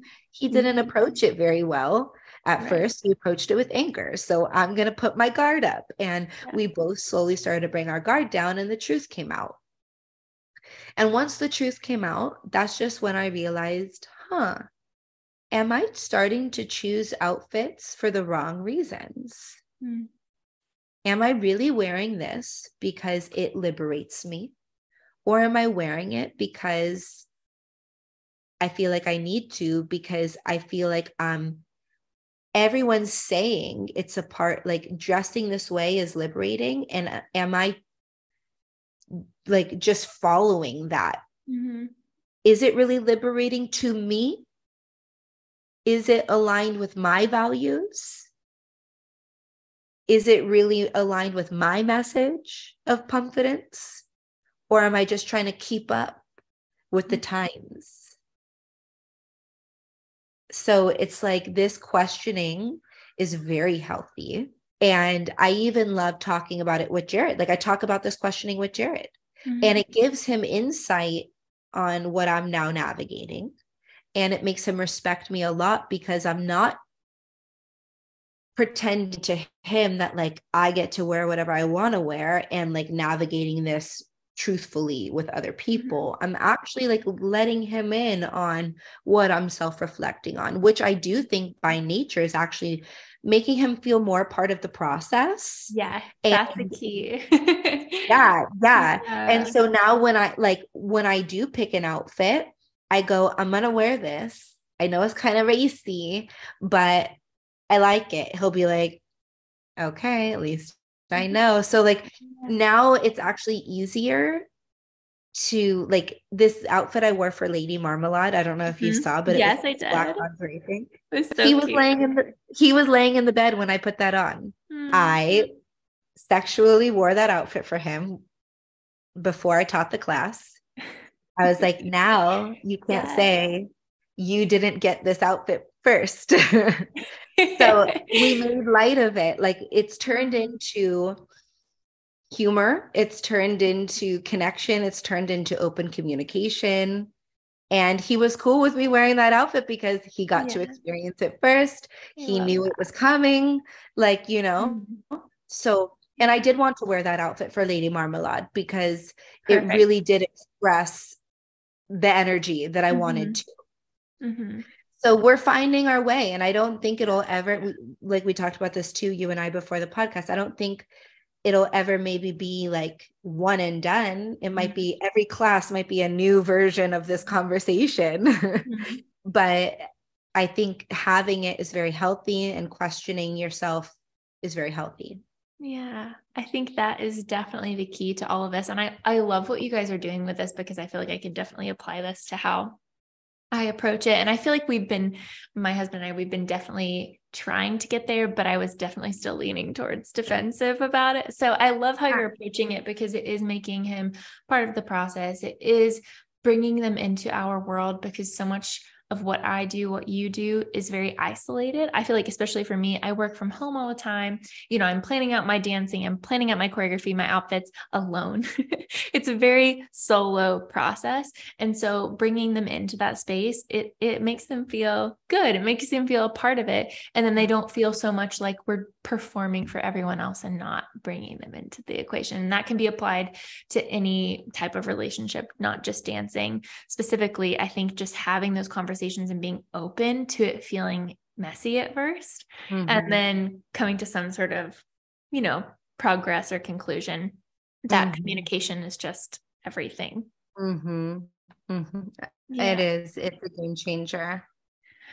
Well, this has been so good, Brinn. I feel like we have literally been chatting for 3 hours at this point. We have. It's been such a good conversation. And I just think that it's going to impact and help so many people. And I hope you know how much of an impact you make in the world, how much that your work influences so many people. It brings so much joy, it brings so much healing and light to the world.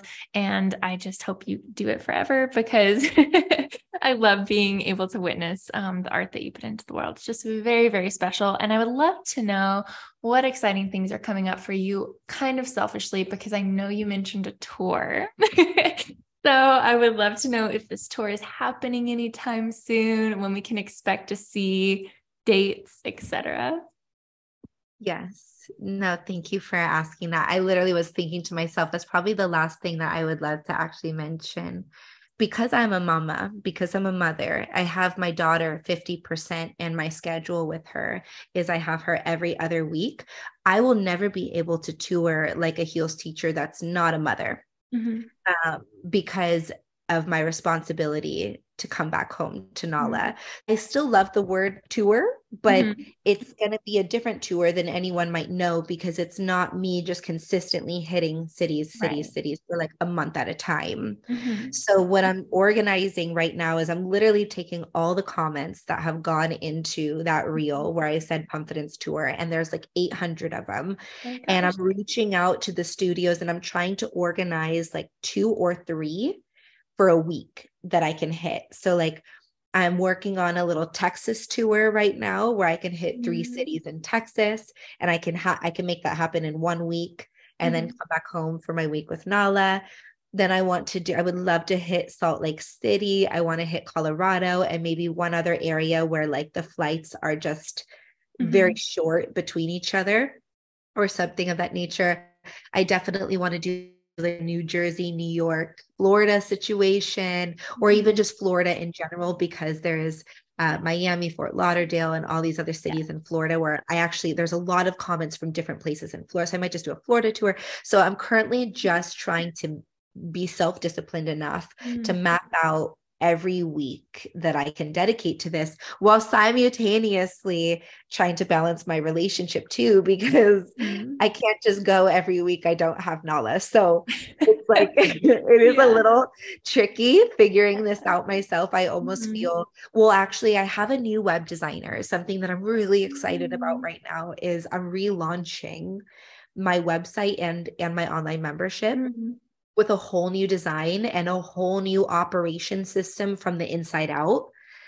It's so beautiful. It's so user friendly. It's like rejuvenating my love for the online membership. And she is a whiz. That's such an old school term.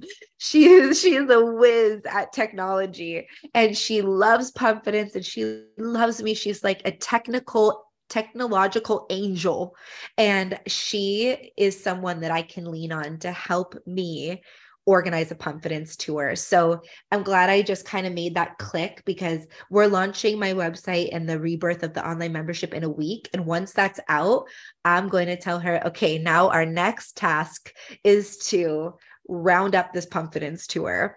And I don't have any dates set yet, but it is something I am actively making a part of my life. Is like, that's why I don't want to have a weekly slot as well, because I love traveling to teach. Love it. Love, love, love, love, love it. So it's in the works. Good. My online membership is going to remain $22 a month, which a lot of people don't know it has dropped to that price. Which is crazy, you guys. If you're not in this membership for $22 a month, like I can't even explain to you the amount of, like, just the amount of content, the amount of knowledge for that price. It's like, you can't beat it. You literally can't beat it. You can't be. I wanted to make it a no-brainer, but Mm-hmm. it's so crazy how even that little amount of money that a month, that I don't mean to call little, maybe it's not little to everybody, but I feel like in this day and age, it's a meal. Yes. So it's one meal in one day. Mm-hmm. So that's what makes me say it's a little amount of money, because I swear to God, you could spend $22 for two people at Starbucks, you know, like it's yeah. But yes, like I think if anyone wants to grow in heels dancing and spiritual growth on demand, where like the videos are accessible to them in any timeline, I really love that you're as big of a fan of my membership as I am. Yes. So that's happening in a week. Oh my gosh, I'm so excited. I'm so excited about that. And then there's three other things that I'm currently working on. I mean, there's more than three, but there's three that are kind of more formed. I got booked to choreograph for a big NBA dance team. I don't want to say which team yet. But they hired me to create 2 numbers for them. And I have a feeling that once they come out, maybe more NBA dance teams will want to hire me to choreograph numbers for their teams, because I would love to create for Miami Heat. I would love to create for the Laker girls. Like it's a world of its own. And a lot of NBA dance teams are starting to incorporate heels. And so this specific team is wanting to incorporate heels. They want me to create 2 heel numbers for them. So they said they love my style. They said that they love the more wholesome ones, like the ones that they love the Ariana Grande numbers I've done, which all of those are not ratchet at all. I actually went out of my way and I said, because they didn't tell me this on their own, I said, which combos of mine are your favorite? Because I would love to, I have such a variety. I would love to know which ones made you want to hire me. And she said, I'm so glad you asked that. It's such a nice break from like my day to day. I have to go watch all your videos now and really figure out which ones are my favorite. And she was like, she came back and she was like, all your Ariana Grande ones and all your Beyonce ones.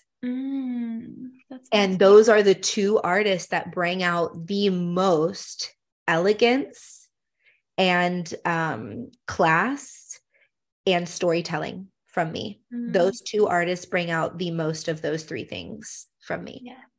So just again, it's interesting. It's in alignment with what we talked about with wardrobe.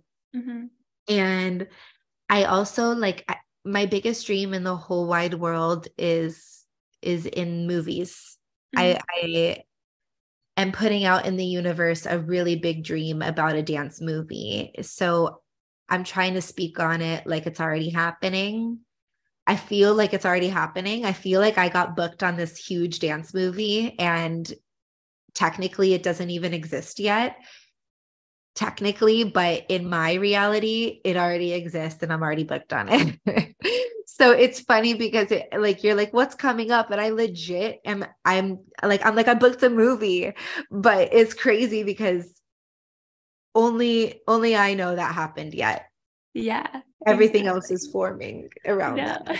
I'm really pulling back in teaching because I care about kind of like re-upping my credits again. I don't want to just ever rest on my laurels. I don't ever want to just live off of the credits I had at one point in time. So I feel like I'm at a place in my life where I'm on the grind to like really re-up my credits and have really relevant credits present day and not just things I did 6 or 7 years ago. So I'm in that realm right now. And I think that's kind of why I'm not pushing to push the Pumpfidence tour just yet, because like I'm really focusing on getting more TV work, movies, artist work. I'm kind of cocooning because I'm manifesting that a lot right now. That's amazing. Yeah. Well, I'm so excited to see what comes from this. It'll be so cool to look back in a year and see what came to fruition after this podcast episode. But it definitely goes to show, like, I love seeing you in your process of calling these new things in. I think it's really inspiring to me, and also hopefully to people listening, to see you in the process of, this isn't there yet, but I definitely feel that it's coming. And I think that's just super exciting. Brinn, thank you so much for this episode. This is truly one that I will just probably listen back to so many times, because there are so many little nuggets of wisdom and so many takeaways. And I'm just so grateful that you shared so much time with me and the listeners. This has been definitely my favorite podcast episode ever. And it's the finale of Healing for season 1. So it's just a perfect way to tie everything together in a bow. Wow.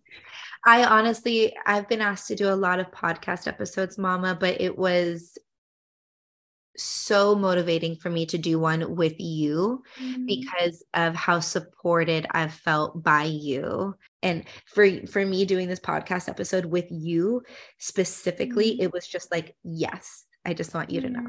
Oh, thank you so much. That means the world to me. You've been an inspiration of mine for so many years, and just getting to sit down and kind of like learn more about the person behind the videos, behind the choreography is just so special, and I will just remember it forever. So thank you. This community loves you, and we just can't wait to see what you do next. Thank you, Mama. Thank you for this love. I'm riding on it, and I'm keeping it close to my heart because I value it so much, and it means the world. And you're such a beautiful soul. I am so glad that we got connected. And now that we've shared this time in this space, I want to continue this sisterhood in this personal way. I feel like, why would we sleep on this relationship? We share so much in common. So I'm so glad this was like the birth of a large conversation that we finally got to have, but it'll be the first of many. Thank you, babes, so much for joining me today. If you love this podcast, I would really appreciate it if you gave us a 5-star rating and review. It really helps the podcast to be discovered by even more amazing humans who could benefit from this work and from healing and a heal. And if you screenshot your rating and review and send it to ashlintorydance@gmail.com, or send it to me on Instagram, I will send you a free burlesque workshop as a gift. Also, don't forget to follow along on Instagram at hi.vibe.heals to stay up to date on all the heels, burlesque, spirituality, and empowering content that your soul desires.